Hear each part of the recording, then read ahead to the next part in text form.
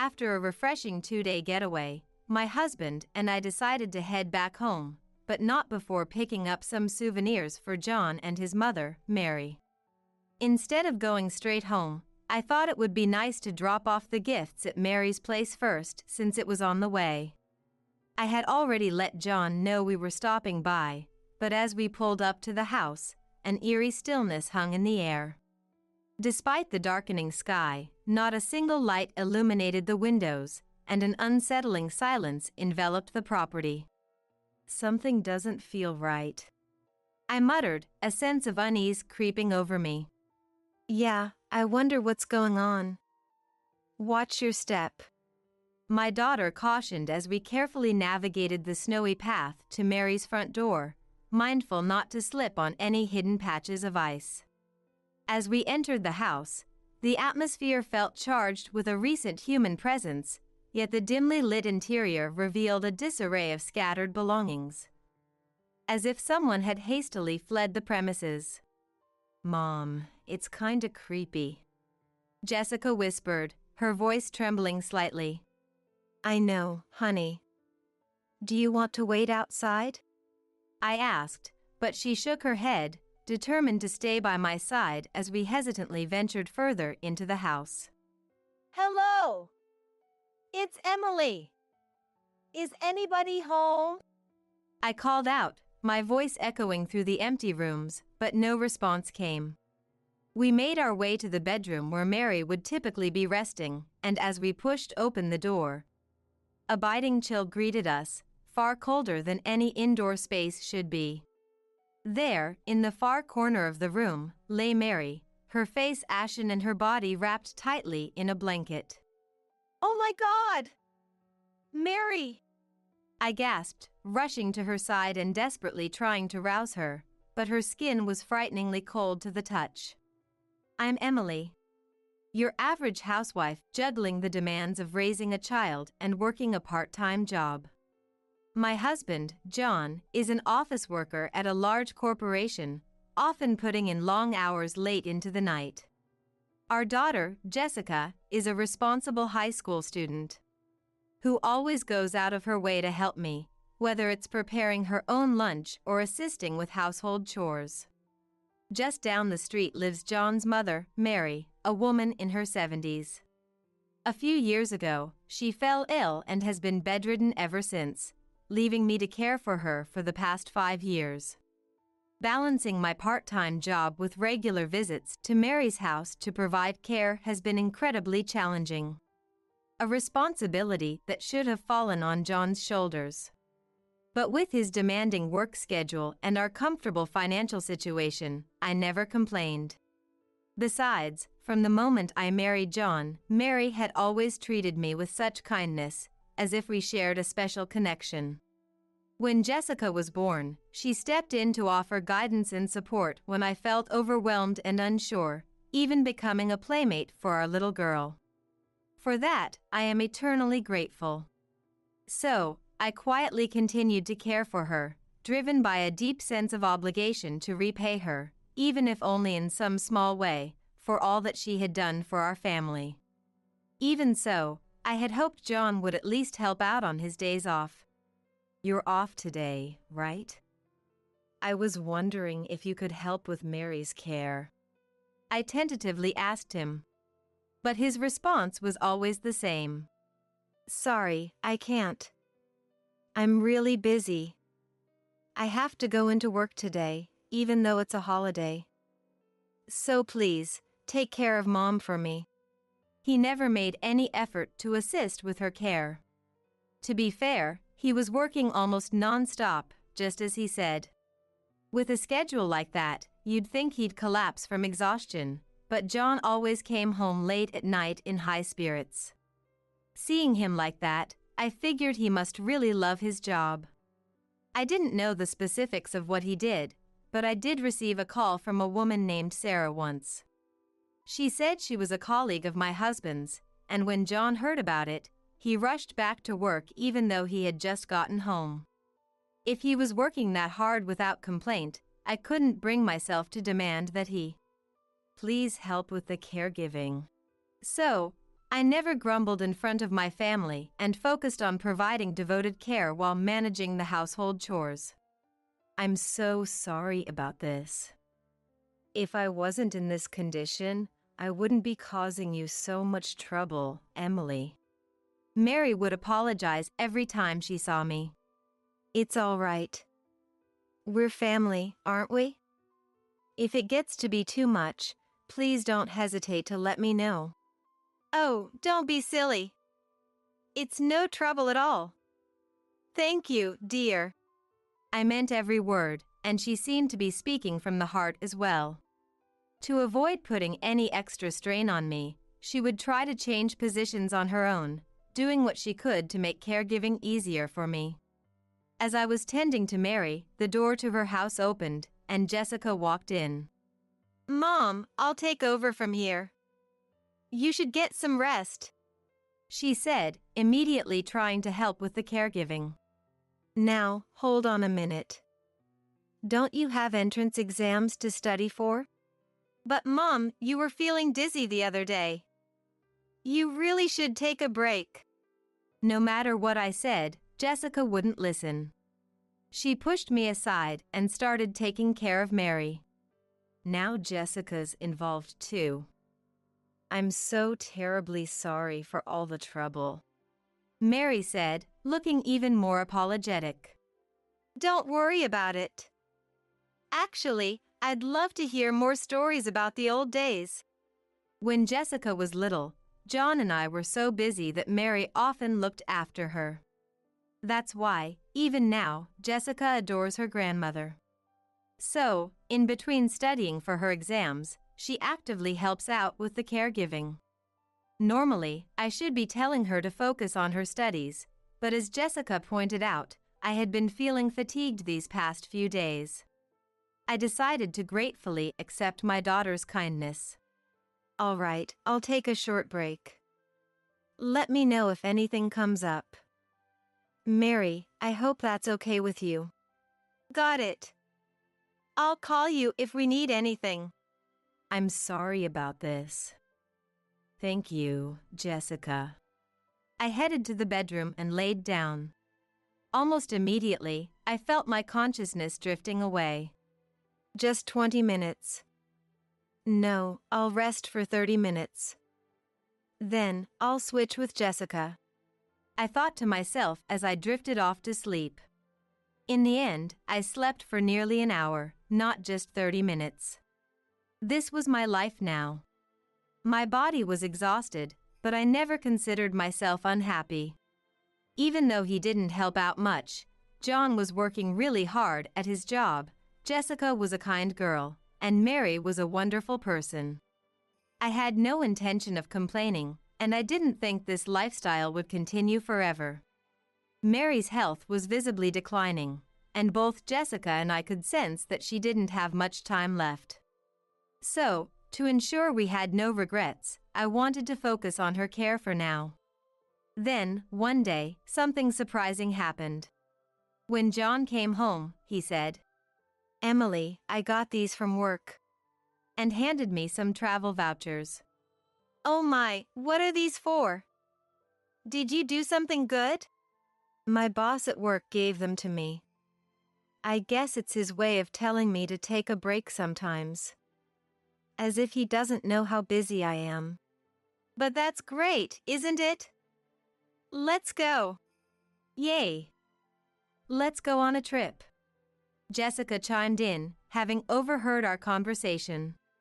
When I said that, John's expression turned somber as he shook his head. I can't. It's impossible for me to go. But it would be a waste to throw them away, so why don't you two go? You should take a break too, every once in a while. I was taken aback when I heard that. He had never spoken such kind words to me before. Of course, I wanted to go on the trip, but I had some concerns. I'd love to, but there's Mary's care to think about. I'll handle that. I really should be the one looking after Mom, anyway. Jessica and I couldn't help but exchange glances. We were happy that John was offering to do this, but we were worried about leaving Mary's care to him when he wasn't very experienced. Jessica seemed to share my concerns and asked, "Dad, are you sure? You haven't done it much before." John seemed irritated as he scoffed. "Don't underestimate me. I can handle something like this." Putting on a brave front. "Hey, maybe we should forget about the trip. It could be tough if something happens," I began to say. "You guys are so annoying." John suddenly exploded in anger. "What's the deal? I'm trying to be nice here. Do you really have that little faith in me? You think I'm that unreliable? Well, do you? Spit it out." "I'm sorry.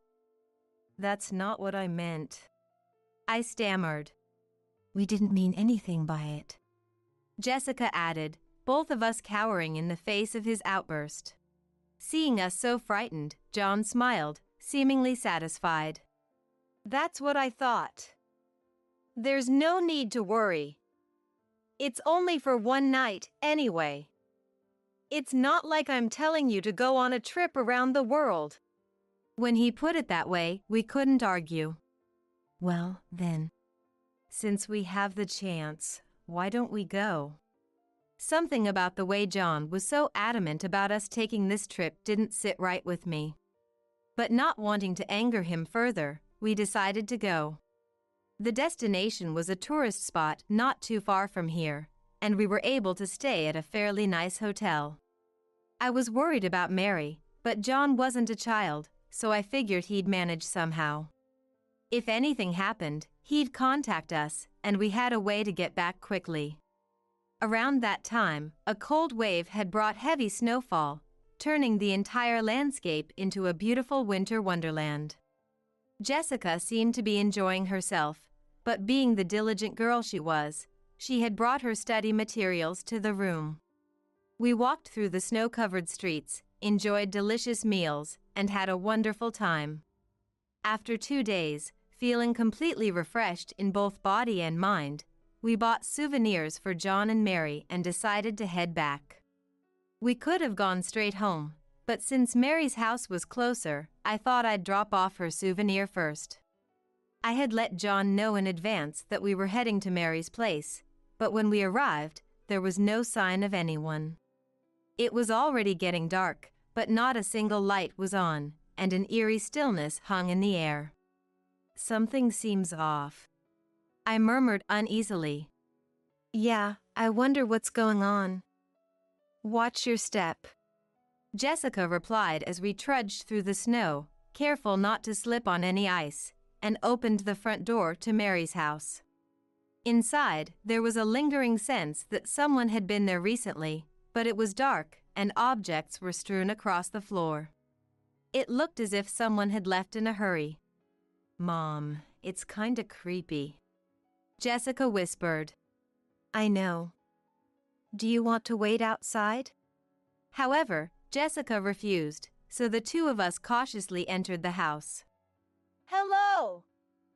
Are you here? It's Emily!" I called out in a loud voice, but there was no response. We slowly made our way further inside and opened the door to the room where Mary would likely be sleeping. It was so cold, it hardly felt like we were indoors. Looking towards the back of the room, we saw Mary wrapped in a blanket, her face deathly pale. "Oh my God! Mary!" I gasped, rushing to her side and trying to rouse her, but her body was frighteningly cold. Still, she was breathing faintly and let out a groan in response to my calls. "Jessica! Call an ambulance!" I shouted to my daughter, who stood frozen in shock by the door. Glancing around the room, I noticed that, for some reason, the window was open. No wonder it was so cold. I quickly closed the window, turned on the heater, and wrapped the clothes I was wearing around Mary's body. "Mary, it's going to be okay. Help is on the way," I reassured her. Just as I said those words, I heard the faint sound of sirens in the distance. What? They're here already? I marveled. No way. Jessica muttered in disbelief. As the sirens grew louder, they stopped right in front of Mary's house. Paramedics immediately entered through the front door. Paramedics. Is everyone all right? One of them called out. Hearing their voice, I felt a wave of relief wash over me. Oh, thank goodness. We're in here. Please hurry. I shouted back. The paramedics quickly made their way to the room and began treating Mary. This looks like hypothermia. We need to transport her immediately. And you are? One of them asked, turning to me. I'm Emily, her daughter-in-law. And this is my daughter, Jessica. I explained. I see. Well then, let's have your daughter Jessica accompany us. Is that all right? The paramedic suggested, eyeing me suspiciously for some reason. A sense of unease began to creep over me. That's fine, but why? I asked, puzzled by his request. I'll explain everything. A new voice chimed in. A man in a suit entered the room and showed me his police badge. The police? What's going on? We'll take care of the transport then. We'll leave the rest to you. The paramedic said, turning to the officer. Mom. Jessica looked at me, her expression on the verge of tears. I had no idea what was happening, but I reminded myself to stay strong. It's okay, Jessica. I'll be fine. You go and stay with Mary. Jessica nodded and climbed into the ambulance, which headed off to the hospital. Now, would you mind coming down to the station with me? The officer asked. I was shocked to hear him mention the police station. I never thought I'd hear a line like that outside of a TV drama, especially when I couldn't recall doing anything wrong. Wait a minute. Why is this happening? We received a call from your husband, John. He said his wife was trying to kill his mother. And when we arrived, this is what we found. Hearing his explanation, I felt a wave of dizziness wash over me. If, God forbid, something happened to Mary, would I be considered the culprit? That's not true. There's no way. There must be some mistake. Please, investigate properly. I pleaded desperately, but he simply sighed, looking annoyed. That's why we need you to come down to the station, he said. In the end, unable to resist, I found myself being led into a police car. I had lived an honest life up until now, and it never crossed my mind that I'd find myself in a situation like this. As I gazed out the window, overcome with despair, I saw the colorful reflections of traffic lights on the snow-covered ground.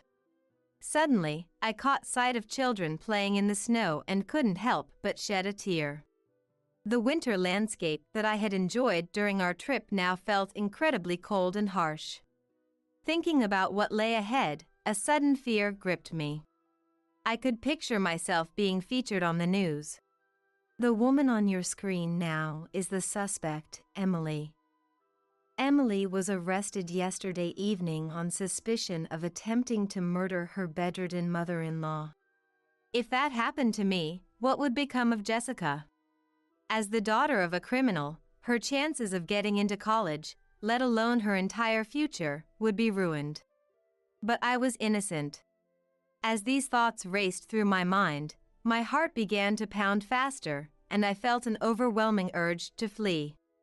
I felt like I was losing my mind, but I desperately tried to keep myself together. If I did something rash now, it would be like admitting I was the culprit. If they investigated properly, they'd surely realize I was innocent in no time. So, for now, I had no choice but to cooperate. The police car swayed as it slowly made its way through the snowy streets. Finally arriving at the police station, I was immediately taken to an interrogation room. Now, explain to me. What have you been doing up until now? I was on a trip. Just my daughter and me. We got back this evening. Is there anyone who can corroborate that? We stayed at a hotel, so if you ask them, they should be able to confirm it. I tried to maintain a composed demeanor. If I appeared too flustered, that alone might raise suspicions. Did your husband usually take care of his mother? I've been the one caring for her this whole time. My husband only looked after her these past 2 days. I see. We'll look into that. What about my husband? How is he doing? Actually, his current whereabouts are unknown. What? Why? Hearing that John was missing, I grew anxious. What on earth could have happened to him? We have a search underway, so I'm sure he'll turn up eventually. So, what's going to happen to me? Unfortunately, we'll need you to stay in a holding cell tonight. You can't be serious. I haven't done anything. That may be so, but we have to consider the worst-case scenario. You're still a suspect. If we release you, there's a chance you could destroy evidence. I was overcome with despair. They were treating me like a full-fledged criminal. Was I going to be sent to prison without even being allowed to go home? In the end, I spent that night in a holding cell. Naturally, I wasn't permitted to contact anyone on the outside. Was Mary okay? What had become of Jessica? These thoughts consumed me, and I couldn't get a wink of sleep. The following day, the detective from before came to see me. Sorry to keep you waiting. Your innocence has been proven, so you're free to go. With those words, I was allowed to leave. Thank goodness. Thank you so much. We were able to confirm your story with the hotel you stayed at. Your daughter cooperated with us as well. As we walked down the hallway, I chatted with him about various things. So it was her that proved my innocence. That's right. We were also able to confirm that you and your family had been providing care on a regular basis through interviews with a care manager and your neighbors. I see. And what about my husband? When I asked, he hesitated for a moment before simply saying, "Well, we still haven't located him yet." While it was clear that John had been at Mary's house, why he had left her unattended for such a long time remained a mystery. Stepping outside, I found Jessica and the female care manager waiting for me. Jessica! Mom! It had only been a day, but it felt like we hadn't seen each other in years. I heard from the police. You worked so hard to prove my innocence. Jessica nodded, tears welling up in her eyes. I did. It was really tough. But it's okay now. And Grandma is going to be all right too. She won't be able to leave the hospital for a while, though. Hearing that, I felt a profound sense of relief. As long as Mary was safe, that was all that mattered. We decided to head home for the time being. The care manager gave us a ride, and we finally arrived at our house. It seemed Jessica had already brought our luggage over from Mary's place. After saying goodbye to the care manager and sorting through our belongings, I was suddenly hit by an overwhelming wave of exhaustion. Seriously, what is that man doing? At this rate, I don't even know why we went on this trip. I'm exhausted too. Let's get some rest. We each laid down, ready to drift off to sleep. It was already past 1 p.m. Having gotten no sleep the night before, I quickly grew drowsy. Just then, the doorbell rang. Startled, I got up and looked at the monitor to see the police officer from earlier standing there. Sorry to bother you so suddenly. I immediately unlocked the front door. What is it? Well, the thing is, we've received reports of a suspicious individual believed to be John. It seems he may be armed with a weapon. Armed with a weapon. The moment I heard those words, a chill ran down my spine. We're not entirely sure yet, but as a precaution, we'll be stationing officers around your house. Please refrain from going out unless absolutely necessary.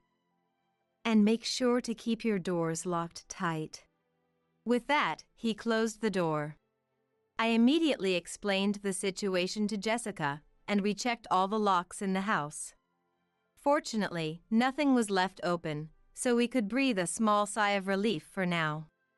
However, not knowing when John might show up at the house, I was once again plunged into the depths of anxiety. Every little sound that I normally wouldn't have noticed, every faint voice from outside, set my body on edge. Naturally, there was no way we could sleep in this situation, so Jessica and I huddled close together, quietly passing the time. Hey, Mom. This is all just a misunderstanding, right? Dad wouldn't do something like that, would he? Of course not. But we need to be careful. I didn't want to believe that John would resort to violence either, but there was always the possibility, however slim. To begin with, I had no idea what John was trying to accomplish or why he had tried to pin the crime on me. I couldn't even begin to predict what he might do next. That's why we had to be cautious. If the time came, I would at least make sure to protect Jessica. I squeezed her hand, steeling my resolve. From that point on, time seemed to crawl by at an agonizingly slow pace. As evening gradually approached, my smartphone rang with a call from the police. Hello? John was found safe and sound at a hotel a short while ago. He's being questioned at the police station now, so you can rest easy. Oh, thank goodness. Thank you so much. I hung up after saying just that. They found Dad? It seems so. Now we can finally get some proper rest. Feeling both relieved and utterly exhausted, we promptly fell asleep. We ended up sleeping straight through until around noon the following day. When I woke up, Jessica had already left for school, leaving only a note behind. Around midday, I received another call from the police, and the whole truth came to light. When they apprehended John at the hotel, he was apparently with Sarah, the woman I heard the name once before. I had been under the impression that she was merely John's colleague, but it turns out the two of them had been having an affair for quite some time. He had been lying about working on holidays to secretly meet up with her. While we were away on our trip, John had secretly brought Sarah over to Mary's house. The two of them had apparently been enjoying their night together when John made a huge mistake. In an effort to air out the room, he turned off the heat in Mary's room and even opened the window. However, he got so caught up in his time with Sarah that he completely forgot about it. Mary tried her best to close the window, but in her frail condition, there was nothing she could do but endure the cold. By the time John remembered, she was already cold to the touch, and he panicked, mistakenly thinking she had passed away. That's when he saw my text message saying I was coming to her house, and he decided to pin the crime on me. He called an ambulance, reported it to the police, and then hurriedly packed his bags and fled with Sarah. That's why the house was in disarray when we arrived at Mary's place, and why the ambulance showed up at just the right time. Of course, such a terrible plan was never going to work, and I was released soon after. John had been racking his brain, trying to find a way out of this predicament, but there was nothing he could do. Eventually, the police caught up with him, and the two lovebirds were arrested together. By the way, the report about a suspicious individual wielding a weapon turned out to be someone else entirely, and they didn't even have a weapon on them. It was a troubling situation, but I'm so glad we didn't end up in any real danger. However, after hearing the whole story, I was absolutely furious with John. It wasn't just about him pushing the caregiving responsibilities onto me or having an affair.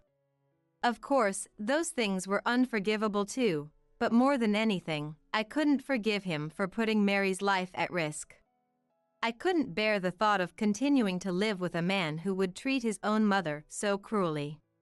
So, I decided to hire a lawyer and go through with divorcing him. That said, since both John and Sarah were arrested for abandoning a dependent resulting in death, the divorce proceedings went smoothly. We finalized the divorce without issue, and I demanded a substantial sum in compensation from both of them. Sarah's parents apologized to us and shouldered the compensation payment from the divorce trial. As for John, in addition to the division of assets, I made sure he paid for Jessica's college expenses and the remaining child support. Their sentences were somewhat lighter since Mary managed to survive, but they still received suspended prison sentences. Naturally, they were fired from their jobs, and with their actions becoming public knowledge, they'll likely have to live a quiet life for the foreseeable future. As for John, not only Mary but his other relatives have also cut ties with him. There's no doubt he'll be spending the rest of his life in solitude. With that, everything was resolved, but so much had happened over the past few months that it was an incredibly busy time. Finally, Mary was cleared to leave the hospital, and the three of us started living together again. I feel terrible for causing you so much trouble again. I guess I'm tougher than I look, Mary said, still seeming hesitant about receiving care. What are you talking about? You don't need to worry about that. But Emily, you got divorced, didn't you? Doesn't that make me an outsider? You don't need to waste your time on someone like me. That may be true, but the gratitude I feel for all the support you've given us over the years hasn't changed. We'll be family until the very end. Right, Jessica? Yeah, of course we will. So, Grandma, you can lean on us whenever you need to. Hearing our words, tears began to stream down her face. Oh, thank you. I really am a lucky woman. I'm so glad I'm alive. After that, our days passed peacefully, without any major incidents. Mary's condition stabilized, and Jessica successfully got into college, becoming a university student. I thought our happy life together would continue on like this forever, but that wasn't meant to be. A few years later, Mary's health deteriorated further, and finally, on a warm spring day, she passed away peacefully. Her face looked so serene that I couldn't help but wonder if I'd managed to repay even a little bit of the kindness she'd shown me. We held a funeral and were able to see her off without any issues. John attended the funeral as well, but we didn't speak. As long as he's alive and well somewhere, that's enough for me. As Jessica and I were going through Mary's belongings in her room, we found a will. It seems she had secretly written it, expressing her gratitude to us and leaving us all of her assets. Reading it, Jessica and I quietly shed tears. We were truly glad that we had been able to see her off properly. Mary may be gone now, but we've decided to live happily, for her sake as well as our own.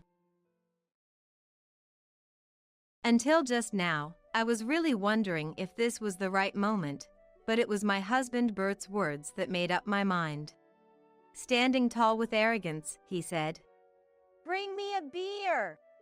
In front of him, I presented the divorce papers. Let's get a divorce. I've reached my limit. At the mention of divorce, Bert didn't show any confusion, just a calm face. How can he keep such a face? Am I just being naive? No, that's not it. Bert doesn't believe I would actually go through with the divorce. He thinks it's just a threat. Proof of that is Bert's aggressive response. Since you're the one bringing this up, you take care of our 6 kids. Don't expect any savings or child support from me. I've realized that no matter what, Bert always puts himself first. After signing the divorce papers, Bert threw them at me with a laugh, saying, "Here you go." I think I've really been patient until now. I've devoted my precious time to such a person, so nobody would oppose this divorce. Even though I've decided on the divorce, I still feel sad about Bert's selfish words and actions. But this is where it ends. His behavior will cast a shadow over his life from now on. My name is Caddy. I'm a 40-year-old housewife. I used to work as an employee at a certain company, but I quit due to health issues. I met Bert through an introduction from an acquaintance, and we later got married. Bert, who is 10 years older than me, is a very responsible and serious person. That Bert seemed like a wonderful person to me. I thought I could have a fulfilling life with him. Bert also said to me, "You're a wonderful woman. I want to be with you forever." There was no lie in his words, and I immediately accepted Bert's proposal. Life with Bert was sheer happiness. Although he wasn't much of a talker, we had very calm moments together. I'm glad I married him. Time passed, and our first child was born. "Caddy, you did well," Bert said, sending me words of appreciation and smiling kindly. That was a peak of happiness, now a fond memory. 2 years after our eldest son was born, our second child came, and a year later, our third. Now we have 6 children. With 6 kids, every day feels like a battlefield. Time flies by in the blink of an eye. Still, life with the kids is fun and full of happiness every day, never without smiles. Except for just one thing. "Welcome back. Was today busy?" Yeah. Our eldest son Ethan just graduated from high school this year. He's now working as an employee at a local food manufacturer. We really wanted him to go to college, but he didn't want to. When Ethan was about to graduate from high school, Bert and I suggested he go to college. But he refused, saying he had something he wanted to do. Bert, expecting him to go to college, was furious. The argument between the two began, and the room was filled with a tense atmosphere. Bert has always been uncontrollable once he gets angry. Perhaps because of his serious personality, he demands perfection in everything, even from those around him. Bert seems to lose his temper immediately when things don't go his way. This is no different with his children. That day, an enraged Bert lashed out at Ethan with harsh words, unbecoming of an adult. Eventually, Ethan fell ill from the shock and collapsed right there. "Ethan? Are you okay?" "Bert, that's way too much." "Too much?" "This kid, see, he won't understand unless you say it like this. Betraying my expectations. He owes his life to me, and he dares to betray me." Trying to approach Ethan again, Bert was stopped by me clinging onto him from behind. "Stop it. Let go. It's your coddling that's the cause of all this." Then Bert turned towards me and raised his hand high. Instinctively, I curled up, closing my eyes tightly. But Bert, shrugging me off, stormed out of the house. Before we married, I never thought Bert had this side to him. Sure, he always demanded perfection and could become verbally harsh when things didn't go as planned or were imperfect, but that was about it. I never imagined it could be this severe. Bert returned home when the children had all gone to bed. Looking somewhat remorseful after cooling down. "Ethan asleep? Sorry about earlier. I just lost it." That's in the past now. But if you're going to apologize to Ethan, not me. He's working hard every day, isn't he? Shouldn't we be supporting him instead? I couldn't forgive Bert's actions. Hardening my heart, I confronted him with harsh words. But then, I realized something. Bert wasn't getting my message. And this became the trigger for our lives to take a turn for the worse. 2 weeks passed. Bert constantly had a scowl on his face, and a heavy atmosphere pervaded our home. The children seemed to notice this too and naturally started avoiding Bert, hardly ever seeing him except at dinner time. This couldn't continue without risking the breakdown of our family. The kids are scared, and I wish you could show a little more kindness, I said, only to be met with a sharp glare from Bert. You're the one telling me this? It's your words and actions that led to this situation. And now you're blaming me? That's rich. Bert was still holding on to what I had said before. I'm busy, unlike you, the housewife. Working at a major company is different from what the others do. And you, having lived such a boring life, should recognize that and choose your words more carefully from now on. Does he think he's the most important just because he works for a major company? Such an attitude is only going to make others see him as a nuisance. He can't see that, which is why he looks down on everyone else, including me. Actually, maybe Bert looks down on me the most. Especially, these last 2 weeks after the incident with Ethan have been particularly bad. Hey, I come home tired from work. It's the wife's job to offer words of comfort first. Are the kids more important than your husband to you? That's not it, but... Wait. Put your clothes on properly. Even as I spoke with Bert, the children, fresh out of the bath, would run around the room without dressing. Trying to get them dressed was futile. They wouldn't listen. Are you even listening to me? Be quiet. It's irritating. Enraged that I prioritized the children over him, Bert swept items off the table in anger. Boxes of tissues and small personal items scattered across the floor. Startled by the unusual noise and scene, the children froze, looking at Bert with fear in their eyes. Ethan, who had been lounging on the sofa in the back living room, noticed the commotion and looked over. An uneasy atmosphere filled the house. But soon, Ethan took all the children to the back room, saying, "Let's go over there." My relief that the children were spared was short-lived. Bert grabbed me by the collar, shouting, "Don't you dare say that again," before storming off to the bedroom. It was the first time I felt fear towards Bert.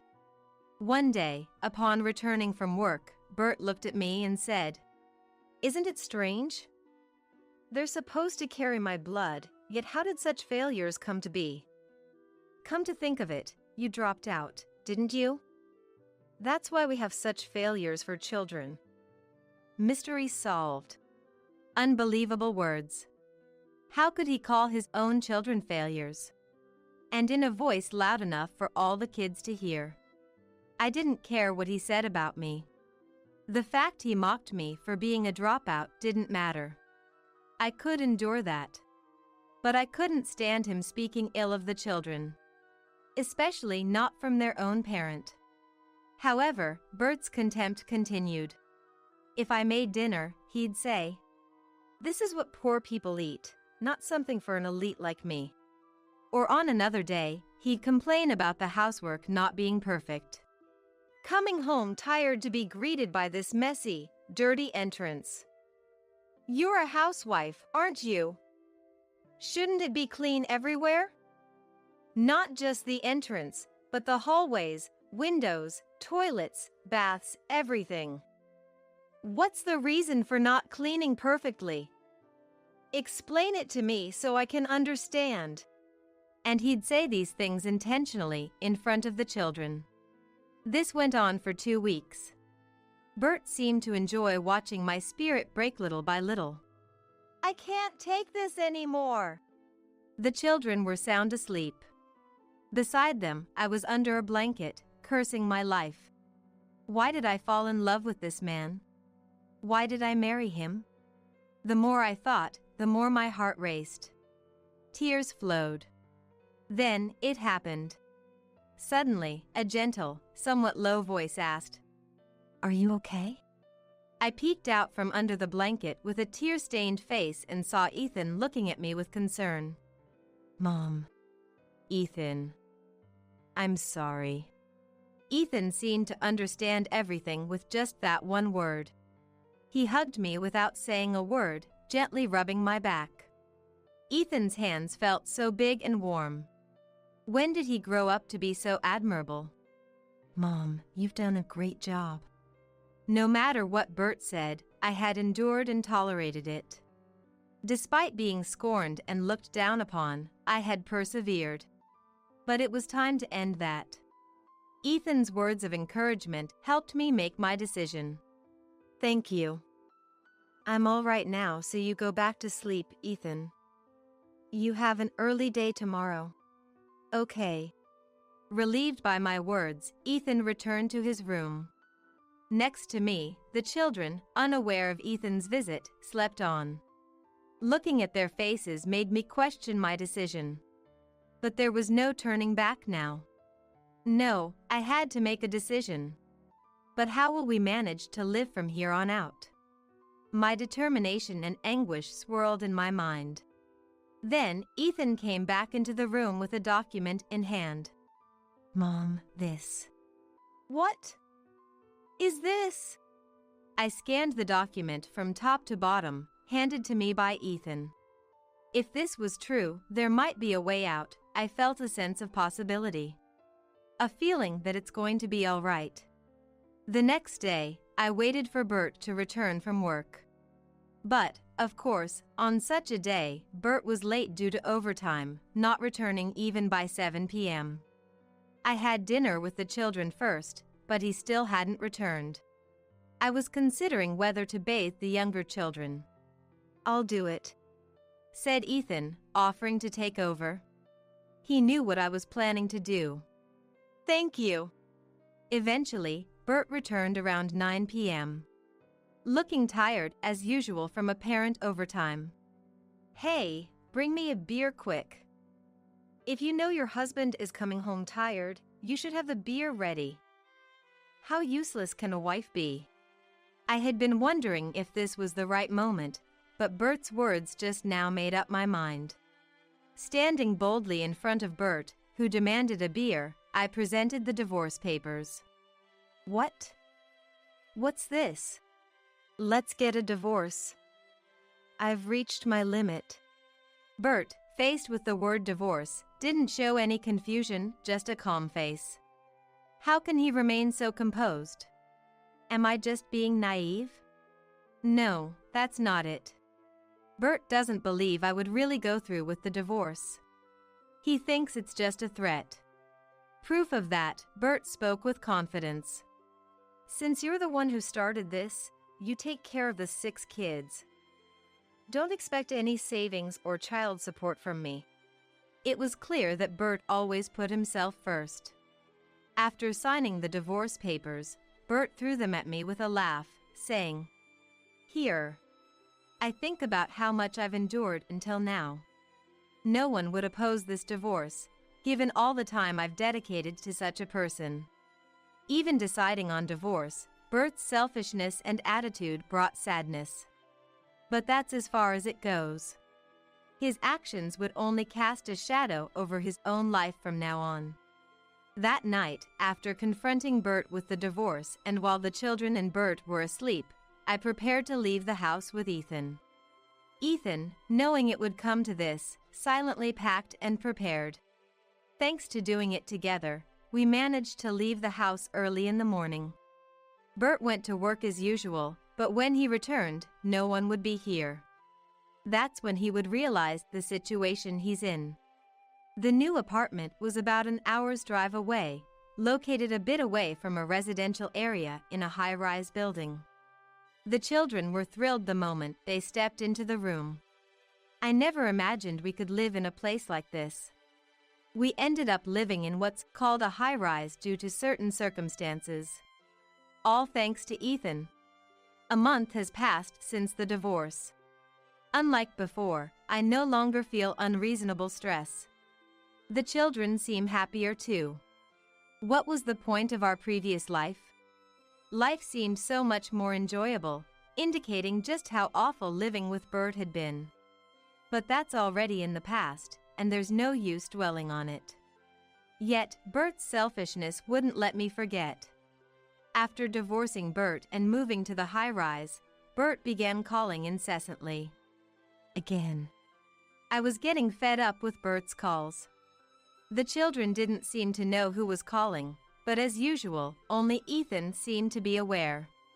From Dad again? Yes, it's been intense lately. I can't ignore it anymore, can I? I can answer it. Mom, you're busy, and you don't have time to deal with Dad, right? Ethan was right. One of the reasons for moving here was a job opportunity. The company I had worked for before wanted me back. But dealing with Bert was something I had to handle myself. It's okay. I'll deal with him. Then, immediately after, a call from Bert came in. Was there something he so desperately wanted to say? It was unusual for him to keep contacting me like this. Hello? Hey, what's this all about? I wasn't informed about any of this. So now he noticed? I was going to say. Then paused, thinking maybe I should wait and see a bit longer. You always jump into things and get too heated. Try to be a bit more calm when you speak. But Bert, far from calming down, only grew more aggressive. Calm down. You think you can say whatever you want because it's not about you. You've caused a huge mess. That's why you need to explain what the huge mess is. If it's because of me, what exactly has gotten worse? Come on, you're not a child, and you're a big company employee, right? Then explain it clearly so everyone can understand. Maybe the mention of being a big company employee hit a nerve, as Bert briefly regained his composure, only to quickly lose it again and start on a completely different topic. Getting cocky, are you? Who do you think has allowed you to live comfortably up to now? It's all thanks to me. Why does the conversation always veer off in a completely different direction? I had a pretty good idea of what Bert was trying to say. Resigned, I decided to make things clear in a way my husband could understand. There's a lot I want to say, but... Okay, let me first explain the situation you're in. Why it has come to this. What? It's tiresome, but expecting anything more from Bert would be a waste of time. You're trying to say you've been kicked out of the house because we got divorced, right? That's right. It's all your fault. Yes. We don't need to go into that now. Just listen to what I have to say. Really pathetic. To think a 50-year-old can't even listen to others. It felt like I was explaining things to a child, making it as simple as possible. First, it's not my fault you were kicked out of the house. The rent and living expenses for that house were being paid by Ethan, not you. That can't be true. You were receiving living expenses from me every month, weren't you? Yes, I did receive them. $100, though. With 6 children and living in a decent apartment, what kind of husband only contributes $100 a month? If it weren't for Ethan, the rest of the family, excluding you, would be homeless by now. No, that's... Bert said. Back in the day, $100 was enough to live on, so you should manage. Explaining why he only contributed $100 to the household expenses. Naturally, $100 was nowhere near enough, so I reluctantly used my savings from before I was married to scrape by.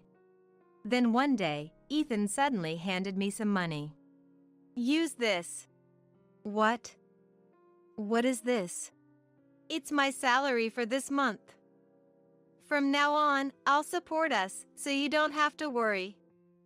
Save your money for the younger siblings. I was moved to tears. Ethan was thinking of the family more than anyone else. Since then, Ethan worked tirelessly every day to support our family. Now, with me divorced and Bert on his own, it was natural that he couldn't pay the rent or the living expenses. After all, neither I nor Ethan were there. If only he realized that this situation was serious, he could have done something about it. It's because you're too focused on playing around with women that things turned out this way. How do you know that? Ethan saw you. He was taken to a restaurant by his coworkers and saw you with a woman he didn't recognize. It was your favorite lady from that high-class club behind the station, right? Apparently, you've been lavishing her with a significant amount of money every month. All this information came from Ethan. Bert's momentum vanished completely, and he was utterly disheartened. However, my frustration with him was far from over. Just then, he said, "Help me." "Excuse me?" My promotion got canceled. Despite working diligently for the company all these years, if things continue this way, I'll be overtaken by the juniors, and my peers will leave me behind. My life is over. It was a pitiful story. And what is he saying now, after all this time? It was clear from the time we were married that Bert wasn't going to be promoted. You seem to be misunderstanding something. Of course, you're not getting promoted. You act all high and mighty without being competent at your job. You blame your mistakes on your subordinates and dodge responsibility. Yet, you try to curry favor with your superiors. No company would promote someone like that. Confronted with the truth, Bert had nothing to rebut. Do you understand how wrong you were? Now, change your attitude and start living your life properly. I thought about pressing further, but realized that saying anything more would be pointless and was about to hang up. However, Bert, perhaps out of desperation, suddenly begged for reconciliation. "Let's start over." "Excuse me?" "Let's try again, you and I. This time, I'll properly take care of the children and give you my entire salary. We won't rely on Ethan's money. I'll support us. Let's forget everything and start anew, building a wonderful family and life together. We can do it. With the new me, we surely can. So, let's start over." Had he eaten something odd? His words sent chills down my spine.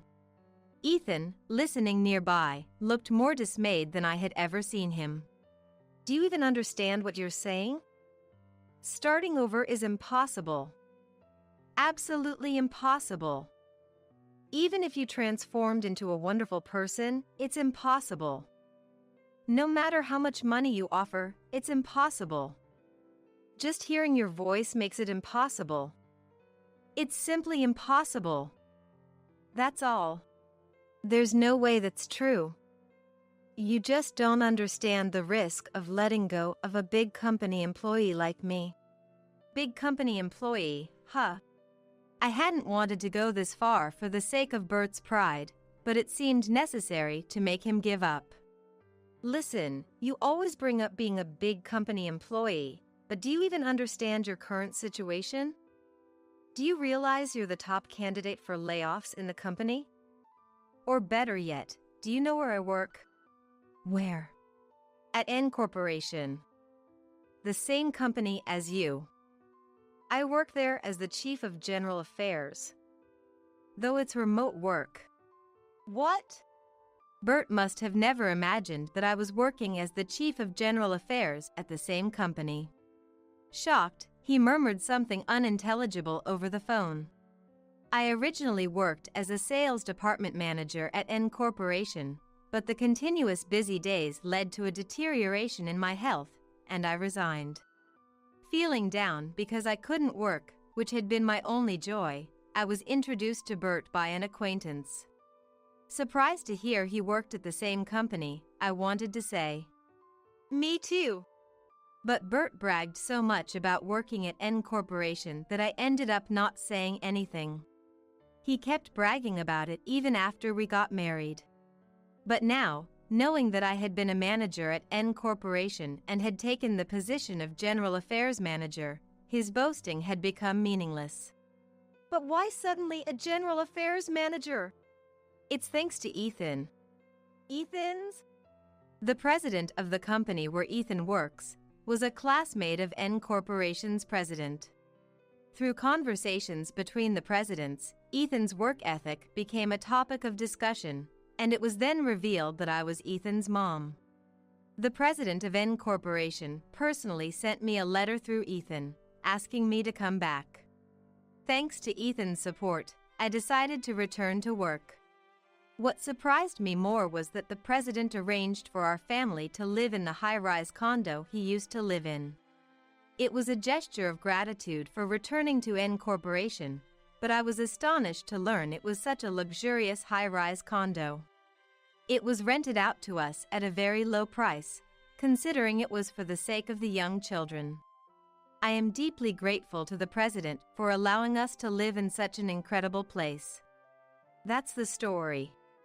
Then, Bert began to lose his mind over the phone, to the point it was unmistakable.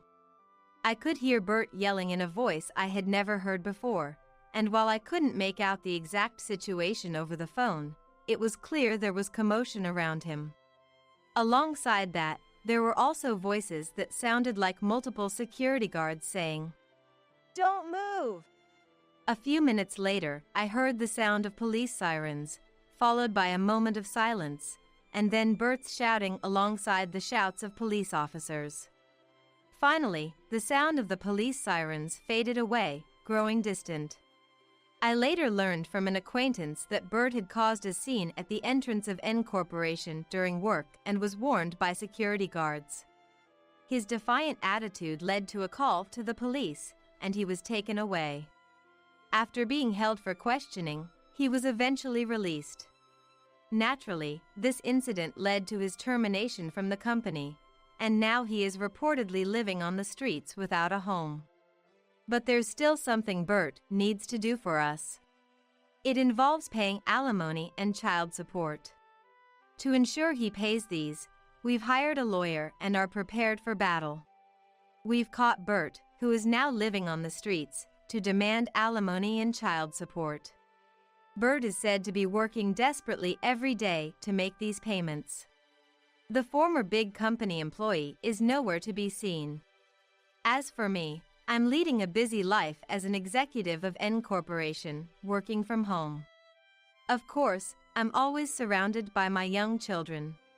Balancing work and childcare is challenging, but I have Ethan, who is more reliable than anyone. Mom, I've bathed everyone, so it's your turn now. Thank you. Take your time. What I think now is that divorcing was truly the right decision.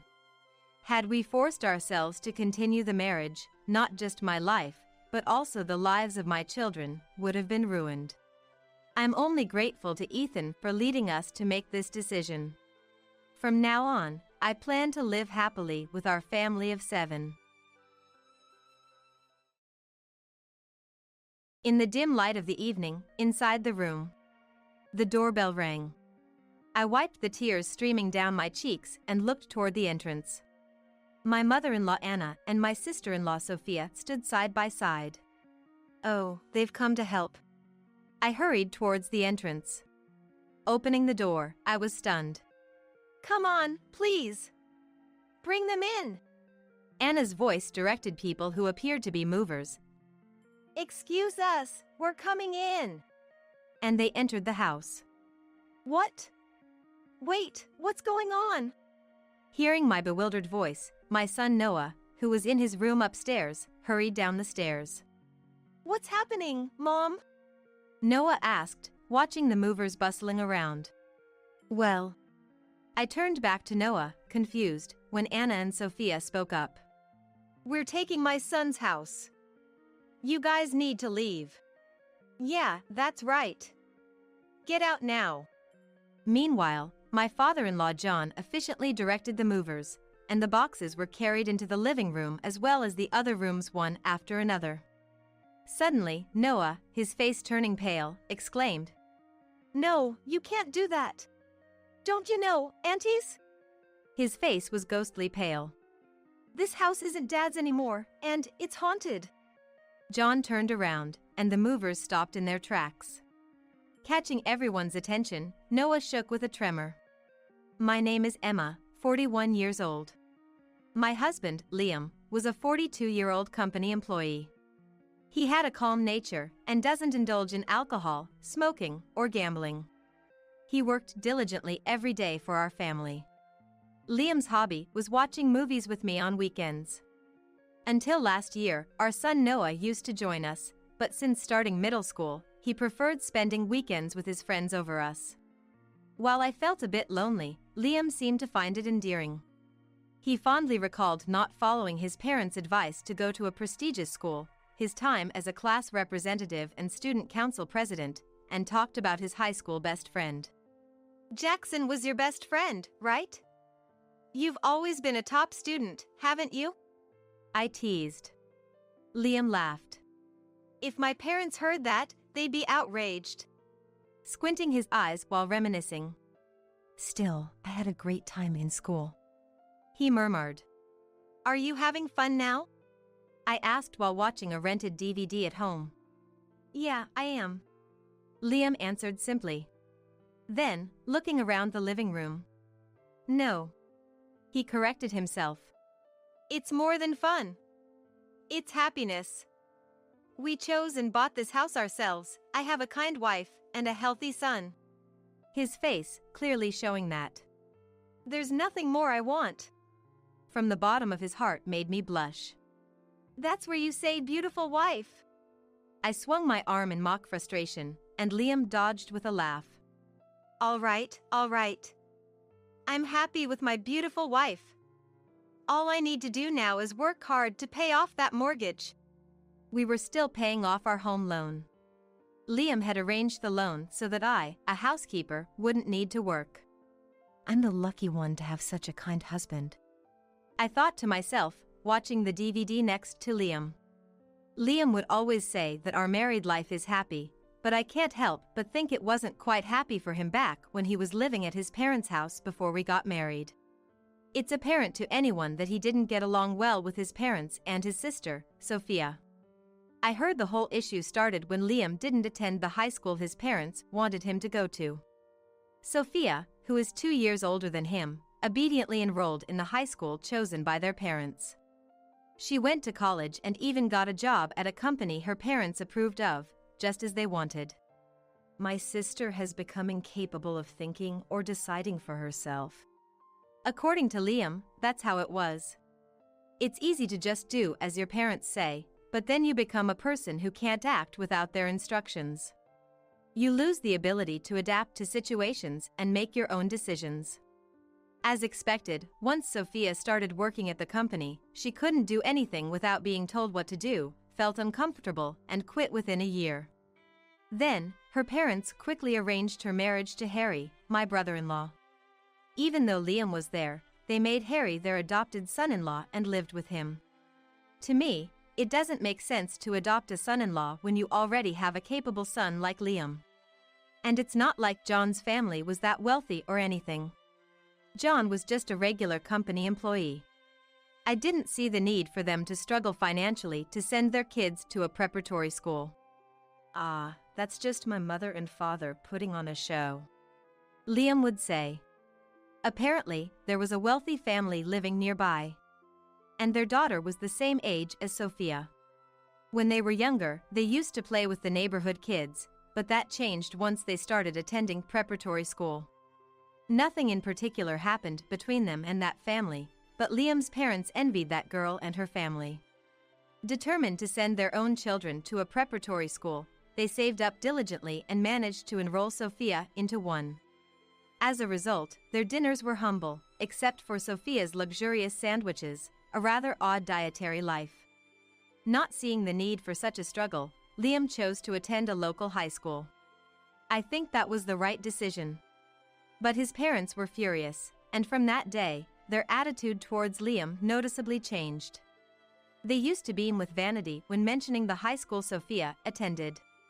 When people would remark, "I bet your son is too," they might have felt embarrassed admitting he went to a local school. But there's no need to dream of a higher standard of living than necessary. The in-laws and Sophia's family of 3 kids lived in a rented house. Not that there's anything wrong with renting, but I do wonder if they could have spent their money more effectively instead of just for appearances.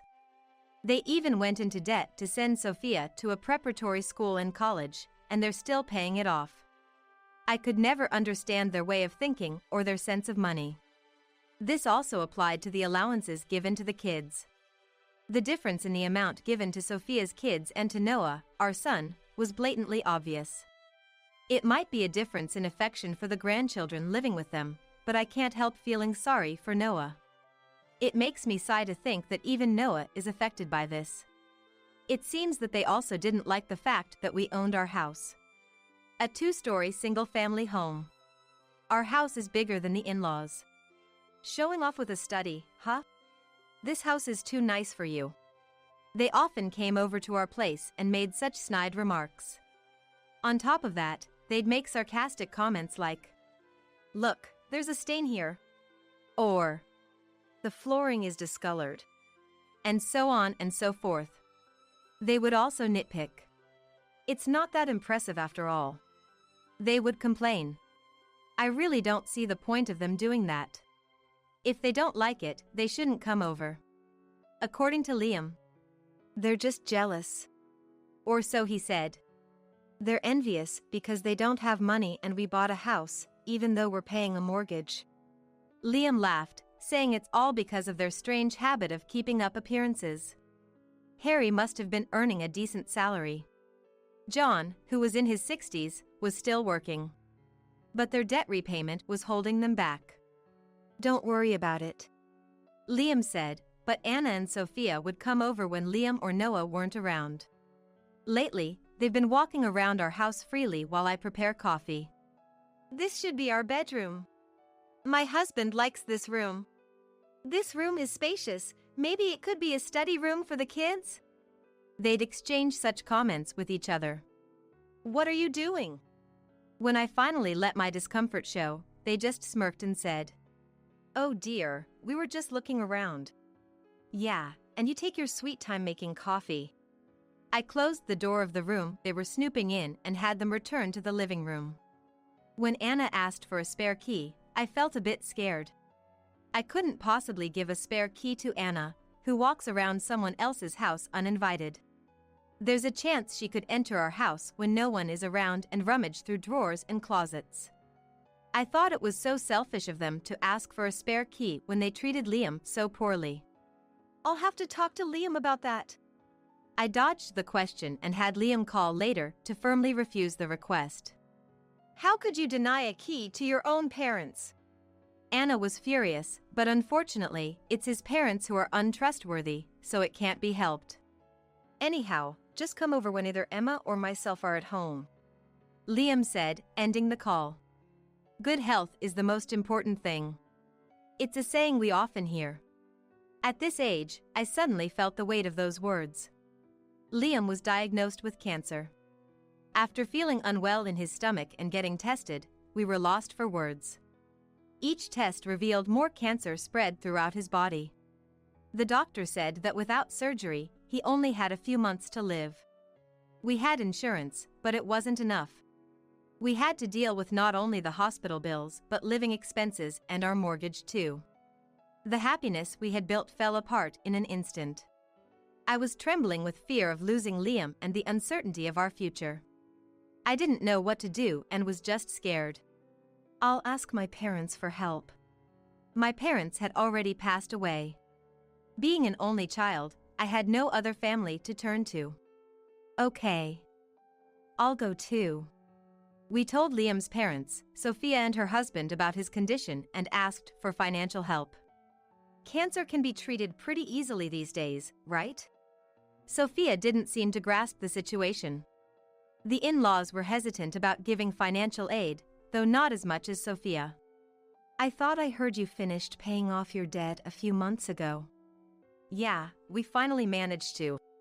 Please, we will definitely pay you back. Lend us the money for the surgery and hospitalization. The money you were going to spend on my education, lend it to us now. Please. I will work too. Please just help us. We begged, going on our knees and crossing our hands together. No way. We've only just started being able to afford some luxuries recently. I have insurance that will waive the mortgage if I die. Should that happen, I'll even sell the house to pay back what we borrowed from you. We'll write a memorandum too.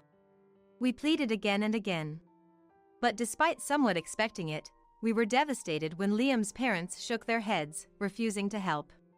In that case, why don't you just sell the house now? Of course, we knew that might be our only option eventually. But if we were to sell it then, we would have to make sure that the money we make can cover hospital bills, treatment costs, and even the rent for a new place for us after subtracting the remaining mortgage. I heard that before we got married, Liam used to send money home to his parents even after he had moved out. It seemed only fair that they could spend a little money for Liam now. No matter how much we pleaded, my in-laws and Sophia's answers didn't change. Liam straightened his back and replied in a flat voice. Understood. That's fine. As we were leaving. Wait a minute. Harry caught up with us. This isn't nearly enough, and I'm embarrassed to say I don't have any savings. And he handed Liam $1,000. Of course, he wouldn't have savings. He was helping with the debt repayment. Despite their boastful claims of, we finally paid it off. It was also thanks to Harry.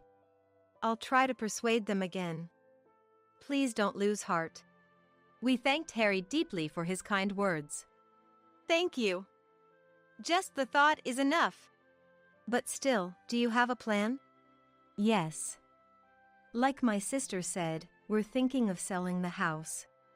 Really? I couldn't help but exclaim. Selling the house isn't simple. There are many procedures to go through, and it will take time. There wouldn't be enough time for Liam's hospitalization, which was in a few days. Even if we managed to sell it, we would need to find a new place to live. It's not going to be easy or quick. Don't worry. I just remembered someone who might be able to help. Liam said, smiling at me. Liam fought hard with the cancer for 2 years since the diagnosis. Despite being given only a few months to live, we made many happy memories as a family of 3, in and out of the hospital. We had grown distant with my in-laws, but when the doctor said, "He probably can't return home," I contacted them. They visited a few times, but they would just say, "He still looks okay," in a cold manner, and go back home right away. It's as if they were just coming to see how much longer Liam has left. I shook my head, trying to dismiss the thought. Surely not. Contact his family, the doctor said. The time had finally come. I called Anna hastily. Oh my gosh! I need to hurry. Yes, it's urgent. You must come to his room right away. Huh? Oh, okay. I'll come if I can. The call ended abruptly, and I returned to Liam and Noah in the hospital room. Only Harry, who came directly from work, and Liam's best friend Jackson showed up. Liam barely opened his eyes, but looked happy to see everyone before closing them for the last time. Harry and Jackson helped with the funeral arrangements. Harry stayed with Liam while Jackson drove Noah and I home so that we could get ready. It was morning when we left the hospital, but the sun had already started to set. We hadn't even cleaned up after breakfast because we had left in a hurry. I turned on the lights in the dim house in the evening. I sat down in the living room and flipped through a photo album. Tears flowed as I looked through it. I wiped the tears falling onto the table and chose a photo of Liam out of all the memorable photos. The doorbell rang. I wiped the tears from my cheeks and looked at the entrance. Anna and Sophia were standing side by side. Oh, they've come to help. Even though they didn't make it in time for Liam's final moments, I hurried to the entrance, thankful they came. But I was stunned when I opened the door.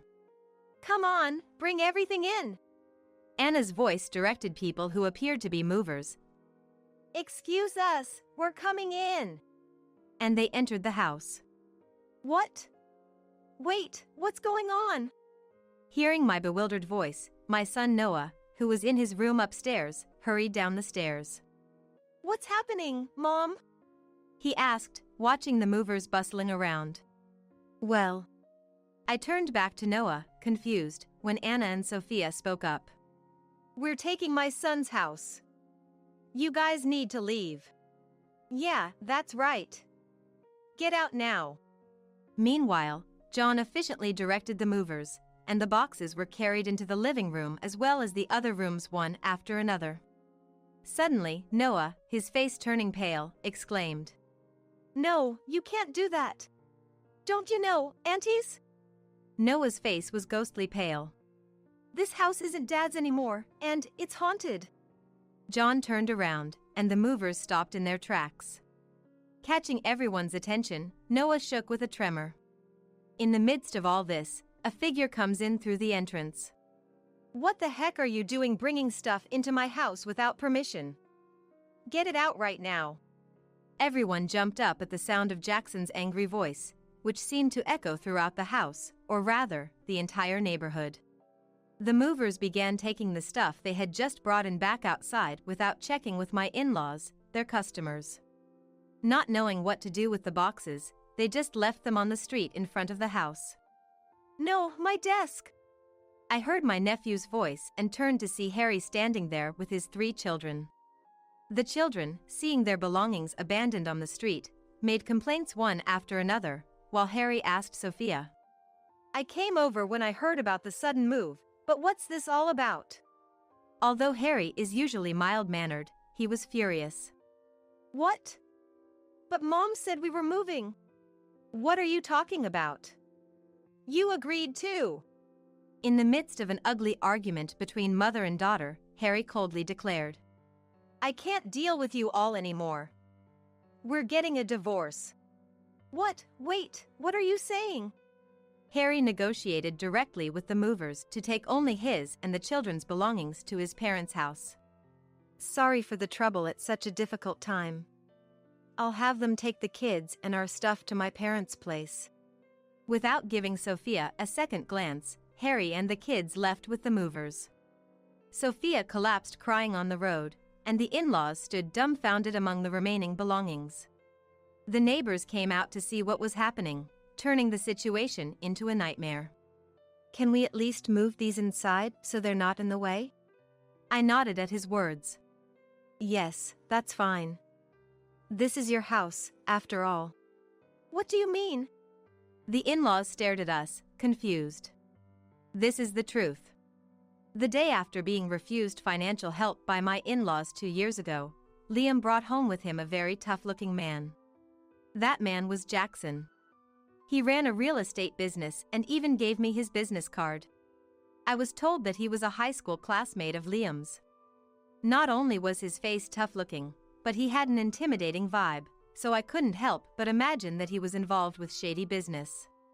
Noah got frightened and clung to me tightly, even though he was already in middle school. I glanced at Liam with concern. Noticing my gaze, Liam tilted his head and then laughed as if he just realized something. It's okay. Jackson might look scary, but he's a respectable member of society now. Now? That's when Noah timidly pointed it out. Jackson's eyes widened, and he smacked Liam's head. Liam! Liam was ill, for God's sake. I couldn't believe it, but Liam just laughed heartily. Noah looked so pale that I was worried if he was even breathing. Jackson, you didn't even come to our wedding, even though I sent you an invitation. And you never pay us a visit even though I invite you over. I suddenly remembered. The name Jackson often came up in Liam's stories about his school days and when he went out drinking. From the stories, he seemed like a good friend, so I never imagined this was the same person. You can see why. My looks scare people, so showing up at your wedding or visiting would just cause trouble. Is that why you're still single? I'll hit you again. I could tell from their light banter that this was indeed the Jackson that Liam had been talking about. I couldn't help but chuckle at their conversation. Both stopped and looked at me. Ah, sorry. It's just that Liam is so excited, like a child. Huh? He's always like this. Jackson. Remember, Noah is here too. A father's dignity is important. Dignity, huh, that's something you've never had. Noah. Noah's remark lightened the mood. I told Jackson that Liam was really disappointed he didn't come to our wedding and that we want him to visit any time. Thank you. Now, let's move on to business. We don't have the luxury of time. Jackson's demeanor changed suddenly to a serious expression. First, let me look at the condition of the house. Jackson went around checking each room. Once he finished examining the exterior walls and the meter box, he pulled out his laptop and started typing something. After a while, he showed us the screen. How about this amount for the selling price? I was taken aback by the amount he proposed. It was higher than what we had paid when we bought it. It's a very generous appraisal, but can we really sell it for this price? It's been about 10 years since we moved in, and there would be no point if it doesn't sell. We hadn't renovated it in years. Like Anna and Sophia said, there are stains here and there. Ah, I heard about that from Liam. They were talking about what they were going to do with each room, right? Yes. That means they think it's still perfectly habitable. Don't worry, it will sell for this price. Full of confidence, Jackson assured us. You can trust him. Liam added. Understood. Please proceed with this price. As I agreed, Jackson quickly spread several documents on the table. Oh, and we need to find somewhere else to live. At my words, Jackson responded. Sure. With a smile. He laid out rental agreement papers as well. First, I will buy this house directly. That solves one problem. Then, I'll rent it back to you. There, the second problem is also solved. Huh. I was taken aback, but Jackson continued. I'll transfer the money from the sale into your account within a few days. From there, we can pay off the remaining loan. Jackson smiled reassuringly. It was a boyish smile that made his earlier intimidating impression vanish. As we filled out the documents, I noticed the rental fee. $100. Both Liam and Noah looked surprised too, peering over the document. Shouldn't it be $1,000? Liam said. It's a typo, right? And as we laughed, it's not a mistake. Jackson said. What? I owe that much to Liam. After a moment of thought. No, you don't. Liam said. But Jackson told me about their high school days. Jackson was a real delinquent back then. He had been in trouble with the police several times and was often in fights which left his mother in tears. One day, his mother, a single mom, was hospitalized. She had fainted from stress and exhaustion. Rushing to the hospital, Jackson was shocked to see how frail and small his mother had become. He realized it was his fault and bawled his eyes out like a child. After that, he changed his ways, stopped getting into fights, and stayed out of trouble with the police. But then one day, a cigarette butt was found on the rooftop of the school building. It caught fire in a nearby dumpster and caused a small blaze. This became a problem at school, and they assumed Jackson, who had a bad reputation, was the culprit. No matter how much he denied it, saying, "It's not me." No one believed him due to his past behavior. He was at risk of being expelled. When his mother burst into tears again, Liam believed in Jackson's innocence. He was the only one who believed in my innocence. He was the student council president at the time. We were in the same class, but had never really talked before. Jackson reminisced, saying Liam had protested to the principal, did some investigation among the students, gathered evidence, and found the real culprit. Huh, but you had insisted you didn't do it, right? Naturally, I believed him. No way. But thanks to you, I graduated high school and gave back to my mother. I even became the president of a company. That's why Jackson said he owed that much. The three of us, as a family, exchanged glances and gratefully accepted the rent proposal. This was what happened that day 2 years ago. As Noah said, I own this house now and am renting it to this family. If you don't believe me, I'll show you the documents later. Jackson glanced at Noah, then turned back to the in-laws with a smile. However, either family is welcome to rent the house. Shall I offer you a bargain? Jackson smiled at my astonishment. I'll also introduce you to new properties.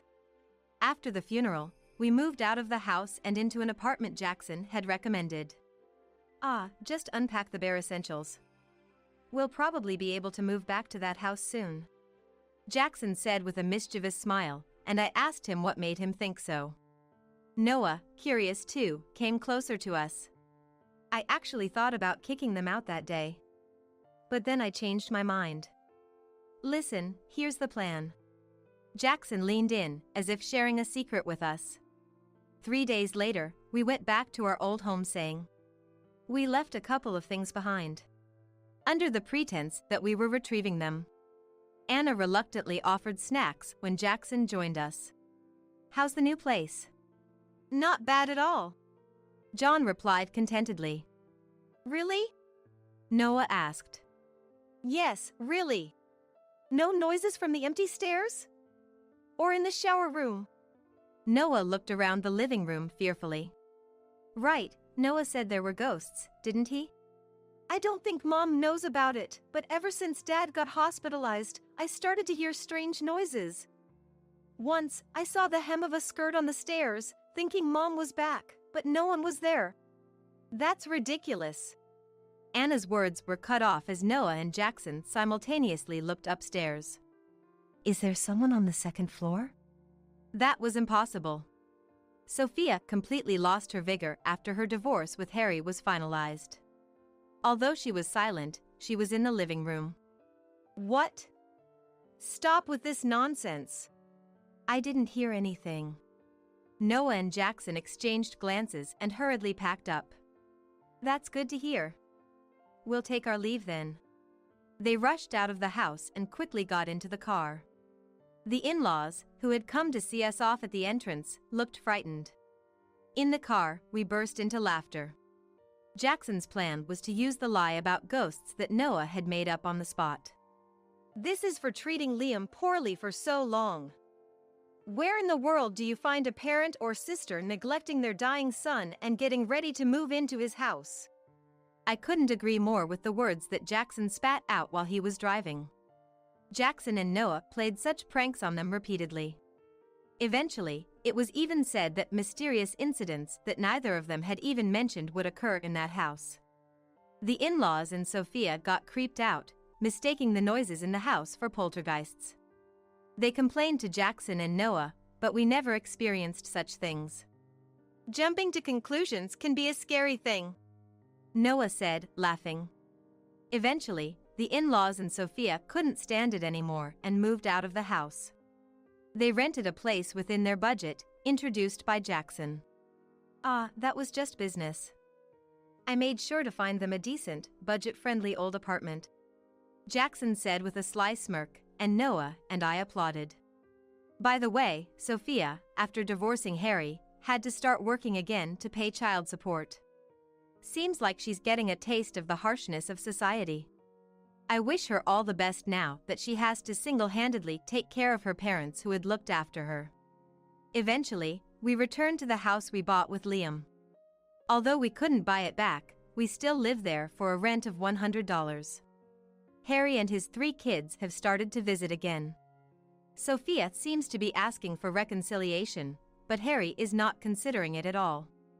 Once a month, Jackson comes over to collect the rent. He times it with Liam's monthly anniversary. After looking at Liam's photo, we have dinner together, and he even listens to Noah's troubles, now a high school student. And Noah and I have a little secret joy. It's the stories about Liam's school days that we hear occasionally at dinner. We hear so many stories that we never knew about, and we learn new things about Liam. I'm sure Liam is smiling with us around the dining table. No way, come on. Liam would say, making childish excuses. A life without kids is just miserable. My daughter Laura is both adorable and a genius. William said that with a smirk, and I couldn't help but feel a surge of uncontrollable anger. It was like he'd forgotten all he's done to me, and then he just came up to talk to me with that nonsense. I couldn't help but be furious. However, I remembered the situation I was in and managed to suppress my anger. Trying to appear as cheerful as possible, I decided to reply to him. Even if he gets mad at it, it's nothing compared to what I've endured. I called my daughter, who was a little distance away, and proudly said, "Okay, let me also introduce my daughter, Jasmine." I'm probably wearing the kind of smile I imagine. While showing that to him, I hugged Jasmine, who ran up to me. What? He looked at us, his mouth agape in surprise. He probably couldn't accept the reality he had always looked down upon. His mistress Kate, who was grinning just like him until a moment ago, also seemed unable to hide her shock. While looking at them, I started talking to Jasmine. "My name is Isabel, and I'm a 51-year-old office worker. I have a daughter, and people are often surprised when I tell them she's 12. I did marry late, but there were reasons for that. I have a history of divorce, and I didn't have children at that time. I met my ex-husband William in an arrangement that was almost like an arranged marriage. A friend of mine worried about me always working and not getting married, and threw a party for me. That's where William took a liking to me, and I received his advances. Even so, I wasn't interested at first and was reluctant to respond to his actions. Yet, as he approached me persistently, I gradually started to return his feelings. Eventually, we started dating and soon got married. After marriage, William was serious about having children. Being in my late 30s, I felt a lot of pressure. I don't know if it was because of that, but we couldn't have a baby for a long time. Gradually, William's attitude turned cold, and he started to look down on me. What, infertile? Were you here? Did you pick up the dry cleaning I asked for? He called me infertile, treating me almost like a slave. It was so frustrating, I struggled to find a solution. I went to the hospital imagining the worst, but there was nothing wrong with me. I was even told that stress might be the cause, which left me feeling hopeless. I tried changing my diet, taking supplements. I tried everything, but still couldn't get pregnant. I suggested William get tested, thinking maybe the problem wasn't with me. Listen, William. I went to the hospital, and they found nothing wrong. So, maybe it's worth considering that the issue might be with you, and you should get tested. As soon as I said that, his face turned red with anger. What? You're saying I'm the problem? It's just that you can't get pregnant, don't suspect me. But there's nothing wrong with me, and I've been under treatment for a long time. If we still can't have a baby, it might be because of you. No way. I'm always fine. The problem is definitely with you, okay?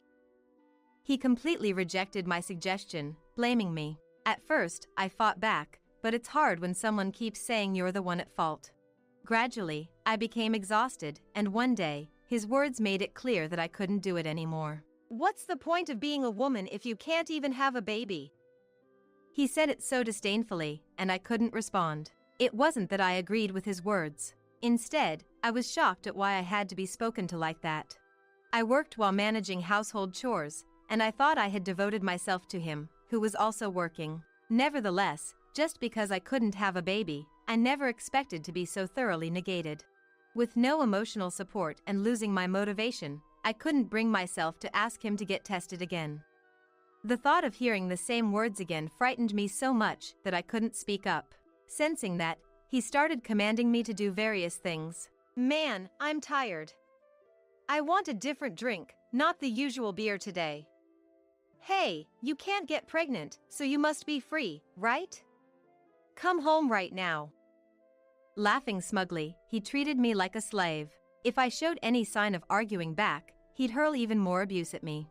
Still, I endured and just kept going day by day. You'd think I'd better divorce him if I'm putting up with all that. However, I married late and thought I wouldn't be able to marry again if I let that go. Also, I was embarrassed about divorcing and couldn't take that step. Time passed without me being able to do anything, and I turned 38. That's when things took a sudden turn. Even then, I was enduring harassment almost every day about infertility while continuing to work. Hey, you should know what I don't like by now. I can't eat such terrible food. This is why infertile women. That day, after he snapped at me like that, I couldn't hold back anymore and argued back. What does the meal have to do with not having a baby? I can't stand it anymore. Enough is enough. When I said so, William jumped up and started yelling at me. What's with that attitude? You can't even fulfill your role as a woman, and now you complain to me when I come back from work. Suddenly bombarded with nonsensical complaints, I got furious. What do you mean by a woman's role? If it's about having a baby, you have a responsibility too. I got tested and there was nothing wrong. But you refused to get tested, trying to escape your responsibility. And yet, you only complain about me, which I think is unfair. He seemed a bit taken aback by my rare rebuttal, but his silence was brief, and he soon started hurling abuses again. Why are you so stubborn? In times like these, she would immediately reflect and apologize. Hearing his words, it was my turn to be stunned. Before I could ask who he was talking about, he made a sheepish look and quickly looked away. Then, he left the house without a word. He didn't come home that day, and my distrust in him grew. From his words, it was clear there was another woman. That meant he was cheating, and if I pursued it, I might be able to divorce him. It wouldn't be because I couldn't have children, but because of William's affair. Thinking that, I soon took action. I searched online for a nearby private detective agency and hired them. William was apparently cheating recently. I had them investigate his mistress and his behavior. A few weeks after my request, the results came from the agency. During that time, William would come home but wouldn't meet my eyes. He seemed to be avoiding me, and the constant verbal abuse had stopped. Surprised at how comfortably I was living, I regretted not taking action sooner. I should have done this earlier. While thinking that, I looked at the report. It contained the fact that William was having an affair with evidence. It also included a report on his mistress. Her name was Kate. She was 23 years old, naturally younger than both of us. It seemed they started dating soon after I first suggested William get tested. So, he had been cheating for a few years. Angered by the fact, I decided to divorce him and started preparations. While I was preparing, he stayed quiet. That allowed me to steadily proceed, and I finally confronted him about the divorce. William, there's something I need to talk about. It's not about the test, it's more important. When I said that, he looked annoyed as he was just back from work. What now at this time? I've got something to tell you, too. Make it quick. Saying so wearily, he still seemed to be listening while operating his mobile phone. Before he changed his mind, I quickly presented him with the report from the private detective agency. You're having an affair. I've had it properly investigated, so there's no escaping it. With both the baby issue and your affair, I can't take it anymore. I want a divorce. Saying that, I also presented a half-filled divorce application as a sign of my resolve. Far from being flustered, he smirked and took the divorce papers from my hand. Ha, you're well prepared. Such perfect timing makes me doubt your predictive abilities. As he said that and operated his mobile phone, the sound of the front door opening echoed. Good evening. Nice to meet you. I'm Kate, the one who's going to marry William next. Entering from the entrance was the person in the photo enclosed in the report. Younger and cuter than she appeared in the photo, Kate greeted me with a grin. I was just about to introduce you today. I never imagined you'd prepare the divorce papers. If you were always this considerate, I might have stayed, but it's too late now. While half laughing, he entered the living room with the divorce papers in hand. Stunned by the sudden turn of events, I stood frozen, unable to grasp the situation. After a while, William came out of the living room, having signed the divorce papers. Handing them to me with a smirk, he said, "It saved me a lot of trouble. We're no longer a couple, so leave immediately. Kate's pregnant, and I want her to spend her time as stress-free as possible. With Kate and William smirking maliciously, I lost myself. I snatched the divorce papers from his hand and rushed into my room. Then, I grabbed my already packed bags and left the house without a word. 13 years later since then, I was visiting a project I had been involved in that had just been completed. I work as a specialist consultant, and this time I was in charge of designing a condominium that was disaster-resistant and supportive of childcare. At that time, after being introduced to Kate by William, I took refuge in a nearby Holiday Inn. I waited for dawn, then submitted the divorce papers to City Hall and moved from hotel to motel. Eventually, I moved into a house and devoted myself to my work. My mood lightened after divorcing William, and work went smoothly, with increased business opportunities and networking. Thanks to that, I was appointed as a project leader, which led to this urban development project. Now that the long-term project was finally complete, I felt relieved. There was a small event, and the place was crowded. Suddenly, I heard a familiar, unpleasant voice. Hey, long time no see. Still all alone? I'm here to buy a condo for a family of 3. Not that it matters to you. I regretfully turned towards the voice and regretted it. There stood William and Kate. Between them, there was their daughter, who must have been in Kate's womb at that time. A life without kids is just miserable. My daughter is both adorable and a genius. Seeing William's smirking face, uncontrollable anger surged within me. It was like he forgot all he'd done, casually speaking to me like that. I couldn't help but be furious. As remembering my situation, I managed to suppress my anger. Trying to appear as cheerful as possible, I decided to reply to him. Even if he gets angry, it's nothing compared to what I've endured. I called my daughter, who was a little distance away, and said proudly, "Okay, let me also introduce my daughter." I was probably wearing the kind of smile I had imagined. While showing that to him, I hugged Jasmine, who ran up to me. Huh? He looked at us with his mouth agape in surprise. He probably couldn't accept the reality he had always looked down upon. Grinning just like him until a moment ago, Kate seemed unable to hide her shock. While looking at them, I spoke to Jasmine. "Found a spot you want to shoot at?" When I asked, Jasmine smiled brightly and nodded. I want to shoot in front of the flower bed you insisted on to the end. She pointed to the flower bed and ran towards it, picking up the equipment beside me. As I watched her tomboyish figure, Kate screamed, "That's Jasmine from the video sharing site, right? Why is she calling you Mom?" At Kate's words, their daughter spoke up. "That's right. Wow, meeting the real deal. Hey, can I get an autograph?" "That's a good idea, Laura. You really are a genius." Impressed by their arrogant attitude, true to their nature as parent and child, I shrugged my shoulders and firmly declined. "Sorry, but you can't. Jasmine does video posting voluntarily. She enjoys shooting and editing. It's not about being famous. Sure, she's become well known, but that's not what she wants to do." Well, it wouldn't hurt, right? After all, Laura is a genius. A combination of a popular person and a genius makes a good story. Listening to William proudly proclaiming his daughter's genius, I asked, weary, "What exactly makes your daughter a genius?" "So far, I only see a lack of common sense and arrogance."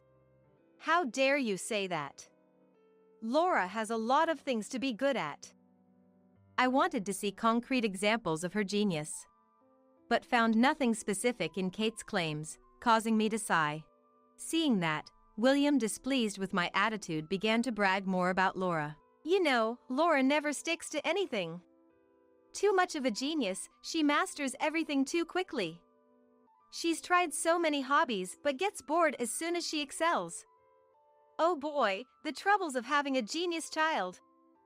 Hearing what hardly sounded like a boast, I grew tired. Without much response to his bragging, I moved towards where Jasmine was filming.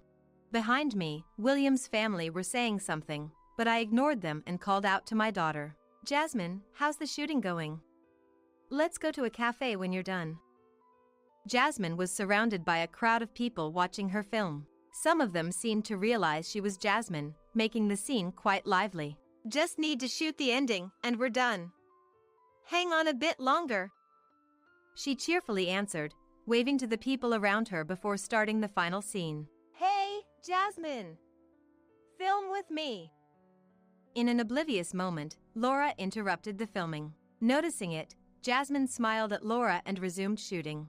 After finally finishing, Jasmine found herself encircled by onlookers. Like Laura, they asked for autographs, but she politely declined. Instead, she chatted and interacted joyfully with those who approached her.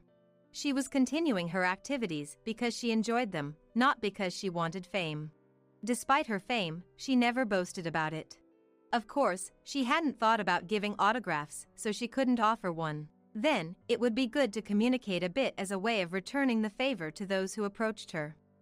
That's what Jasmine has been thinking and acting on. Laura had interrupted her earlier, but Jasmine wanted to maintain her composure in fact.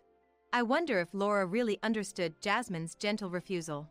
After finishing conversations with most people, Jasmine was about to leave. Laura approached her predictably. She didn't understand Jasmine's intentions. The filming's done, right? So, film with me next. Seeing Jasmine staring at Laura in astonishment, I couldn't hold back and intervened. Sorry, but Jasmine doesn't do collaborations. That smile earlier was just a polite response to your interruption during filming. What's that, pleasantries? Learning such things as a child, aren't you raising her wrong? Kate interjected sarcastically, looking down at Jasmine with crossed arms. Jasmine briefly frowned but remained silent, not retorting to Kate. Seeing that, Kate became more confident and pressed further. So, are you saying Laura isn't worth filming with? Laura can do anything, she's a genius. It's actually an opportunity to enhance your image.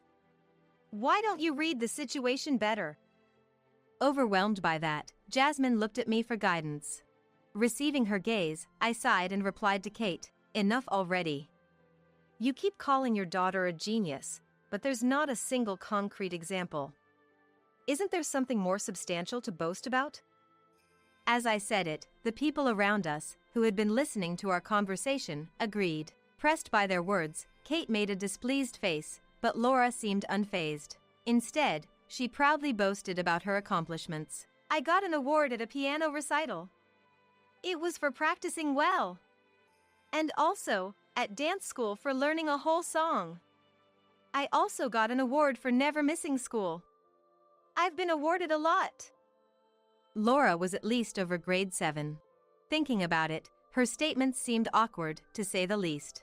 Unaware of that, Laura looked at us expectantly for praise. I exchanged a troubled look with Jasmine, and we could only make helpless faces. The people around us seemed to feel the same, with some even bursting into laughter. Even Kate seemed to read the atmosphere and tried to change the subject forcibly. By the way, since you're active like this, how much do you earn?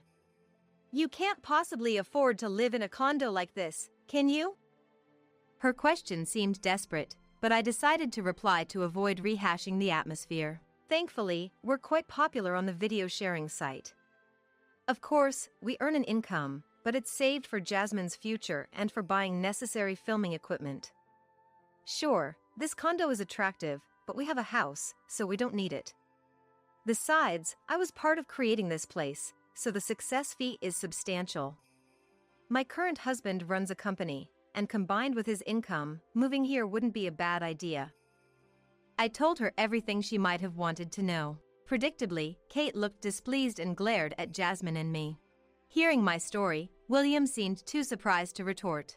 Whereas, Kate was ever bold, and tried to ingratiate herself with me. So, you created this place. Then, with just a word from you, we could live here, right? Our kids are about the same age, so out of kindness, could you help us? I couldn't understand what she meant by kindness, but I had no intention of agreeing. Just as I was about to firmly refuse, Laura asked eagerly by misunderstanding something. Can you really help us live in this condo? We want to live here. Please. At her words, I sighed deeply in exasperation. I decided to set the record straight for once and all. Sorry, but I can't guarantee you can live here. Sure, I might be able to refer you to the management company with my connections, but there are screenings. Things like what job you do, your income, and your prospects. I'm not in charge of the screenings, so it's not guaranteed. It's up to you, so good luck with that. Hearing that, Kate made her face, while Laura didn't seem to fully understand. Then William butted in, making an unreasonable demand. My daughter's asking, so make it happen. If you have the connections for creating this place, get us through the screening. Everyone around whispered at his absurd demand. I pondered how to explain the obvious fact, my head aching. You can't just interfere in the screening process, can you? That's obviously out of my jurisdiction. If you want to live here, overcome it with your own efforts. When I said that, William suddenly became enraged and started to rampage. He began ripping out the flowers from the nearby flower bed and throwing them at me. I stood in the way to protect Jasmine from getting hit while scolding him. However, for some reason, Kate and Laura followed his lead and started doing the same. Furthermore, while hurling the flowers, Kate shouted insults at us, and Laura hurled verbal abuse at Jasmine. I was busy protecting Jasmine, but people around us started to intervene to stop them. Nonetheless, the three of them refused to listen and kept throwing anything they could grab. Kate picked up a stone lying nearby and was about to throw it. I grabbed her arm to stop her from hitting Jasmine, but Kate carried away and pushed me. Thus, I fell into the flower bed, hitting my head. Seeing that, people around us condemned them more vehemently and tried desperately to stop them. Yet, the three of them continued to act wildly and were soon restrained. Someone had called the police, though I didn't know who, and they arrived upon hearing the commotion. Who called the cops? As the police officers restrained him, William shouted, but no one responded. Kate also was restrained by the police and tried to find out who had reported them. Laura stopped her tantrum but began crying upon seeing her parents being held by the police. The noisy scene was suddenly overtaken by the commanding voice of a police officer. You're under arrest for obstructing official duties. With those words, the place became silent instantly. It seemed William had attacked a police officer and was being arrested on the spot. Holding my head and hugging Jasmine, who was close to tears, I watched the scene unfold. As William was taken away, Kate and Laura were also escorted to the police station. The three of them were put in a police car and gradually disappeared from view. After such a huge uproar caused by William's family, I felt drained as they were easily taken away by the police. Meanwhile, I came to myself by Jasmine's desperate yell. Mom, you're hurt. Should we go to the hospital? Otherwise, you will. Affected by the chaos, Jasmine finally burst into tears. I hugged her, apologizing for involving her in such an incident. The people around us also expressed their concern, making me feel cared for. Though I was in pain, the fact that Jasmine was safe made it seem insignificant. Every time someone asked, I assured them I was fine, and soon the sound of an ambulance siren was heard. Apparently, someone had called an ambulance as well. When the ambulance arrived, I was taken away with the police officers. As I boarded the ambulance with Jasmine, I glanced back at the flower bed where the flowers had been torn out. As being involved in the construction of a large condominium, I had wanted to mitigate its oppressive presence. So, I established a park on the property and planted flower beds there. I hoped the park would become a place of rest and foster enjoyable conversations. I met my current husband in a park, taking a break from work and admiring the flower beds. He approached me, and we started talking, eventually becoming close. Initially, we only met during lunch breaks, but gradually we began dining out and eventually married. Soon after, we were blessed with Jasmine, and despite it being a late pregnancy, she was born safely. That park with the flower beds had brought me happiness. Therefore, in the projects I was involved in, I wanted to create opportunities for others to find happiness. That was the idea behind that flower bed. Its destruction saddened me deeply, and I was quite shocked. Upon reaching the hospital, treatment began immediately, and I needed a few stitches. Thankfully, it wasn't visible, much to my relief. Seeing it, Jasmine seemed reassured, and by the time we left the hospital, she was smiling again. While waiting for the bill, I was questioned by the police and decided to file a complaint. I also decided to hire a lawyer and ensure that William's family faced appropriate consequences. Thanks to that, Kate was arrested for assault. According to the lawyer, with her parents in police custody, Laura was taken in by Kate's parents. I thought that was unfortunate enough, but she was in for strict re-education from her grandparents. Taken in by her grandparents, she was apparently reprimanded and criticized greatly for her usual behavior. Due to her young age, it seems she is being disciplined strictly for rehabilitation. It will likely lead to challenging days ahead for not only William and Kate but also for Laura. As for me, my injury has been healing well since then. I had the stitches removed recently, so there's no significant injury anymore. Jasmine has become even more popular since that day and has been busy. It turns out that it was one of her followers who called the police and ambulance. After the filming ended, sensing the tense atmosphere, Jasmine quickly switched to live streaming. Thanks to that, when the brawl escalated, one of her followers took action. We are truly grateful for that, as it helped bring the situation under control. Afterward, Jasmine wanted to thank the person and made a call out in a video, but no one came forward. So, we decided to post another video expressing our gratitude. When we went to film the video at the park where the disturbance occurred, we found the flower bed beautifully restored. Apparently, volunteers had fixed it up after the incident, which was a relief. Since then, things have been going surprisingly well. My work on the condominium has led to an increased evaluation of my job. I've been promoted and now am the head of the planning department. Jasmine's video views have skyrocketed, and she continues to post videos joyfully. My current husband is very concerned about us and has been quite worried. Though I'm fully healed and there are no hindrances to my life, he still occasionally checks on my injury. I'm really happy to be with the kind-hearted husband and Jasmine grow up healthy. There are no problems in my work or family life. I look forward to spending more happy times with three of us. Thanks for taking care of my daughter this past month. I'll come pick her up tomorrow. What are you talking about? Sherry, my sister-in-law, who had been traveling for a month, seemed still to be at the airport, as I could hear the sound of boarding announcements through the phone. In contrast to my calm response, she began to panic. Wait, what? No, what are you talking about? She's there, right? I left Daisy in your condo's garage. Daisy is her daughter, my niece. I haven't seen her. What are you talking about? Don't play dumb. I sent you a text, so you know. I haven't received any text. You're lying. I know you're lying. Don't play with me. Sherry screamed over the phone, panicking. What are you going to do about it? I left Daisy with you. You're responsible if anything happens.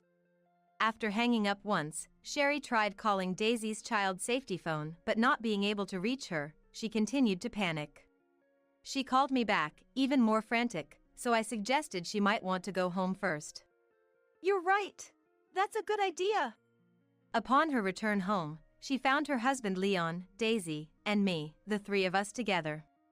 Sherry seemed to want to ask why the three of us were together. Sherry, I've just been hearing all about it from these two. What? At Leon's words, she turned pale. My name is Bonnie, and until a few years ago, I worked a regular office job. Upon turning 40, I became independent and started working as a freelance illustrator. With the increase in income, I now live alone in a condo. My work is primarily home-based, and I only leave the house for essential errands like going to the grocery store or meetings with clients. I'm not married, nor do I have a partner, but I'm satisfied with my life. Friends sometimes ask if I'm lonely, but I've never thought about it that way. I'm more fulfilled by my work and have no plans to look for a partner. I do worry about old age a little, but I think to myself, I'll cross that bridge when I get to it, to which I'm surprised at my own optimism. Today, after meeting a deadline for an illustration, I took a break at 3 p.m. and looked at the calendar. Then, I realized that my brother Leon's birthday was coming up soon. Leon, 5 years my senior, works in sales at a major publishing company and often goes on long business trips. Sometimes, he brings back souvenirs from his travels. Last month, he dropped by and brought some cookies as a souvenir, so I let him in, made some coffee, and we enjoyed the cookies together. I keep telling you, you don't need to bring anything for me. Buy more for Sherry and Daisy. But I need to see your face from time to time. Don't want to find you laying on the floor. Leon has always been like this, considerate or meddlesome, but it's one of his good traits. Sherry and Daisy are his wife and daughter, therefore my sister-in-law and niece. I haven't told Leon, but I find Sherry a bit difficult to get along with. She's very bright and always dresses fashionably, with her nails done and in the latest trends, giving off a very glamorous impression. It's not that I mind that, but she often looks down on me for being single. At a family gathering at Christmas, she laughed upon learning I had neither a partner nor a love interest. Hey, are you the type who thinks you can afford to wait because you're always young and beautiful? Don't you know about the marriage boat? I think marriage and romance vary by individual. It's not necessary to have a partner. She laughed again at my response. I couldn't tell if it was the alcohol or what, but she kept teasing me about the same thing, and it became tiring to deal with. When choosing a condo to live alone, being away from Leon's family was definitely a criterion. That's how much I was fed up with her. However, I got along well with my niece Daisy. She turned 10 this year and seems to go to school carrying a cute light blue backpack. I haven't seen her in it, but she told me about it when she came to visit. Bonnie, you're so good at drawing. Daisy, who had been watching me work on illustrations, was impressed and stared at the drawing on the computer screen. Wow, I wish I could draw too. Oh, want to try? Really? Yeah, there's still plenty of time before the deadline, so you can have a go. Daisy sat in front of the computer and excitedly started moving the pen. What she drew on the screen was her light blue backpack. She mentioned it was heavy because she also carries a tablet in it. Considering it's even heavier with a water bottle in the summer, I was really impressed by how strong she was despite her small size.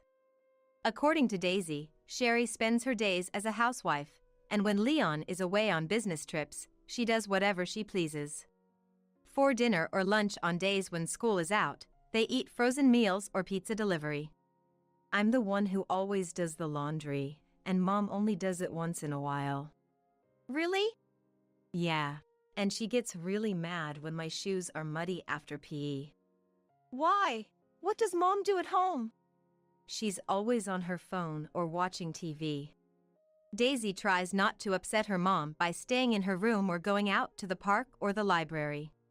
Hearing this makes me wonder about parenting, but it's tricky to know if it's my place to say anything. There was another time when the family gathered, and I saw Sherry scolding at quiet Daisy harshly. I think Daisy had spilled some tea, but I thought it wasn't something to get so mad about. It could easily be wiped up with paper towels. Mom is scary. She gets mad at everything I say, so I just keep quiet.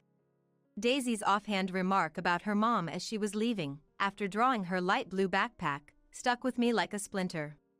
I remembered that day was a sunny weekend, and Sherry had left Daisy with me because she was going on a day trip with her mom friends. I never imagined receiving a similar text on my mobile phone just a few days later. The autumn leaves in the nearby park had deepened, and it was getting to the point where you missed the warmth of the sun. That kind of coldness had arrived. When I returned to my condo after running a small errand, I saw the silhouette of a girl standing alone by the parking lot. She was wearing a light blue backpack, and I was surprised to recognize her face. Daisy? When I called out to her, her anxious eyes looked up at me. It was indeed Daisy. What are you doing here all alone? And what's with the luggage? Next to her was a small carry-on case, making it look as though she had run away from home. Mom said to go to your house. Seeing my confusion, Daisy gestured towards my bag, saying, on the mobile phone. Perhaps there was a text on my mobile phone. I hurriedly took out my phone from my bag, and indeed, there was a text from Sherry, albeit recently. Bonnie, sorry for the sudden request. I'm going on a trip with a friend for a month starting today. Please take care of my daughter. After reading it, an inarticulate exclamation escaped my lips, but I quickly closed my mouth. Of course, it was out of confusion, but considering Daisy was probably just as bewildered, we decided to go inside. Once inside, Daisy's cheeks were as red as apples, and her hands were very cold. I made her some hot cocoa to warm up a bit and offered her some snacks while listening to her story. Up until a short while ago, Daisy had been drawing in her notebook in her room. Sherry entered Daisy's room without knocking, handed her a carry-on case, and said, "Daisy, get ready, we're going to Bonnie's house.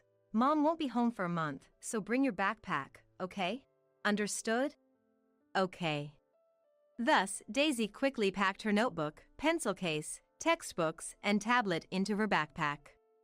During this time, Sherry was on the phone, seeming quite restless. Really? That's great. Don't tell me, are you drinking already? It's too early. Sherry's voice was high-pitched and filled the house. Hearing her mother's unusual laughter from downstairs, Daisy covered her ears. After the phone call ended, Sherry's voice returned to normal, and then Daisy was left at that place with her luggage. When Daisy got out of the car, Sherry explained to her, "Be good, I'm leaving you with Bonnie for a month." She was told to wait here and had been waiting under the cold sky. Despite the sunlight, it was quite a cold season. Thinking about what would have happened if Daisy had caught a cold made me feel a rising anger at the situation. But does Dad know about this? I don't think so. Mom doesn't seem to contact Dad much. She told me so as she munched on chocolate cookies. While I thought how cute she looked with cookie crumbs on her cheeks, I felt it was wrong not to inform Leon and decided to call him later. "Bonnie, I don't want to be with Mom anymore." Suddenly, Daisy said this while staring at the rim of her juice glass. The girl who had been happily eating cookies now had a troubled look, far too mature for her age. "Why?" "Because Mom gets angry easily, and she throws things at me, like the trash can. I hate it." "The trash can?" "I haven't done anything wrong. She says I'm in the way, tells me to get lost, and throws things. My teachers at school won't believe me either. I can't stand it." Tears were streaming down her face. It must have been very hard for her, as she continued to cry, and I spent the time soothing her back and offering tissues until she calmed down. Clearly, what was happening to her was not normal. Convinced of this, I decided to call Leon to see if he could come back and help. Stepping away for a bit where Daisy couldn't see, I pondered how to explain the situation to him, then an idea came to me. "All right, this might work." I murmured softly and dialed Leon's number. "What? Daisy? Yeah, what did you say?" Leon seemed quite shaken as he listened to the story, his voice trembling slightly. At first, he joked, saying it must be a prank, not funny, but as I continued, he believed me and listened seriously. When I shared my idea for a plan I had come up with, Leon agreed to it, saying he would take time off work to help. "All right then, please take care of it. Don't worry, Daisy is in good hands." I hung up, then quietly deleted the text from Sherry from my mobile phone. Looking towards the living room, I wondered if Daisy had calmed down and quietly went back. I should splurge a bit and treat her to something delicious tonight. With that in mind, I slowly returned. The school Daisy attends is a bit far from here, but I explained the situation to the school and arranged for her to take the bus. This way, carrying her heavy backpack, including her tablet, would be a bit easier. Planning to bill Leon for the bus fare later, I continued my work from home during the day. Daisy doesn't have any extracurricular activities, so she comes home right after school to do her homework. "Bonnie, can you check my homework?" I was surprised. Isn't that what teachers are for? But according to Daisy, it was different. "All my classmates have their moms check. I always did it myself." Realizing Sherry had always put herself first, I picked up a red pen. After checking her homework, it was time to prepare dinner. When I stood in the kitchen, Daisy followed, saying with her eyes, "I want to help.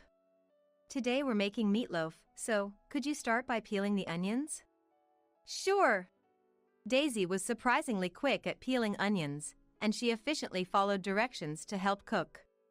I wondered where she learned to cook so well, but there was no time to ask as the meal was ready before I knew it. As these days repeated, we enjoyed our time together, and before we knew it, a month had passed. Looking at the calendar, I anticipated Sherry's call, and sure enough, it came. "Bonnie, thanks for taking care of my daughter this past month." I'll come to pick her up tomorrow. What are you talking about? I replied calmly. Sherry, who had been traveling for a month, seemed still to be at the airport, as I could hear boarding announcements through the phone.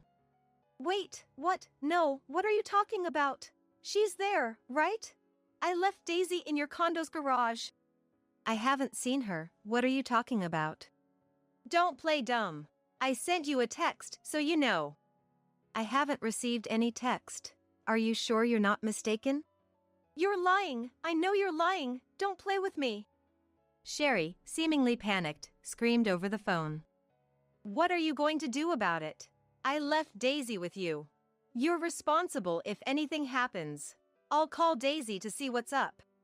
With a sharp tone, she angrily hung up the phone. After a while, another call came in, and Sherry was yelling again. Sherry tried calling Daisy's child safety phone, but not being able to reach her, she continued to panic. Sherry, why don't you go home and calm down first? That's true. You're right. I'll go home now. After that, there was a forgotten hang-up, and voices arguing could be heard, Sherry and presumably a man, but it was too far to make out clearly. The room returned to silence, ominously quiet as if before a storm. When Sherry finally came home, her footsteps thundered down the hall. Entering the living room, her face went from a demonic frenzy to a pale shock. It was because she found all three of us in the living room, Leon, Daisy, and me. Sherry's mouth moved as if to ask why the three of us were together, but no sound came out. Sherry, I've heard everything from these two. And about that call earlier. What? I put the phone on speaker so we could all hear. I thought it would make it easier to discuss what comes next. By the way, Daisy's child safety phone was turned off, so it was natural that Sherry couldn't reach her. How could you do this? That's my line. I said I didn't know earlier, but we've been taking care of Daisy for a month. How could you just leave her at someone's house and go off on a trip suddenly? I sent a text about it. That's not the point. Leon carefully chose his words and spoke calmly. Let's all calm down. Daisy is here too. Sherry, it's true you left Daisy and went on a trip by yourself. Your attire and luggage look like you've just returned. Sherry was dressed in a warm coat and stylish outdoor clothes. With lots of luggage, perhaps from shopping for souvenirs and clothes, her carry-on looked full. Without denying, Sherry started making excuses. Yes, I went on a trip. I just wanted a break from being a housewife. The laundry, cooking, it's all the same every day. I was stressed. It's not too much to ask to go out with friends. Is this the friend you're talking about in these emails? I presented several sheets of paper. They contained email exchanges between Sherry and what appeared to be her affair partner, discussing plans for their trip. Dating back to last spring and even on the day I took care of Daisy for one day. The supposed day trip with mom friends was a lie. Sherry covered her mouth as if realizing her mistake. Actually, a few hours before Sherry arrived, at Daisy's request, I had looked through Sherry's computer and found these emails in her mailbox.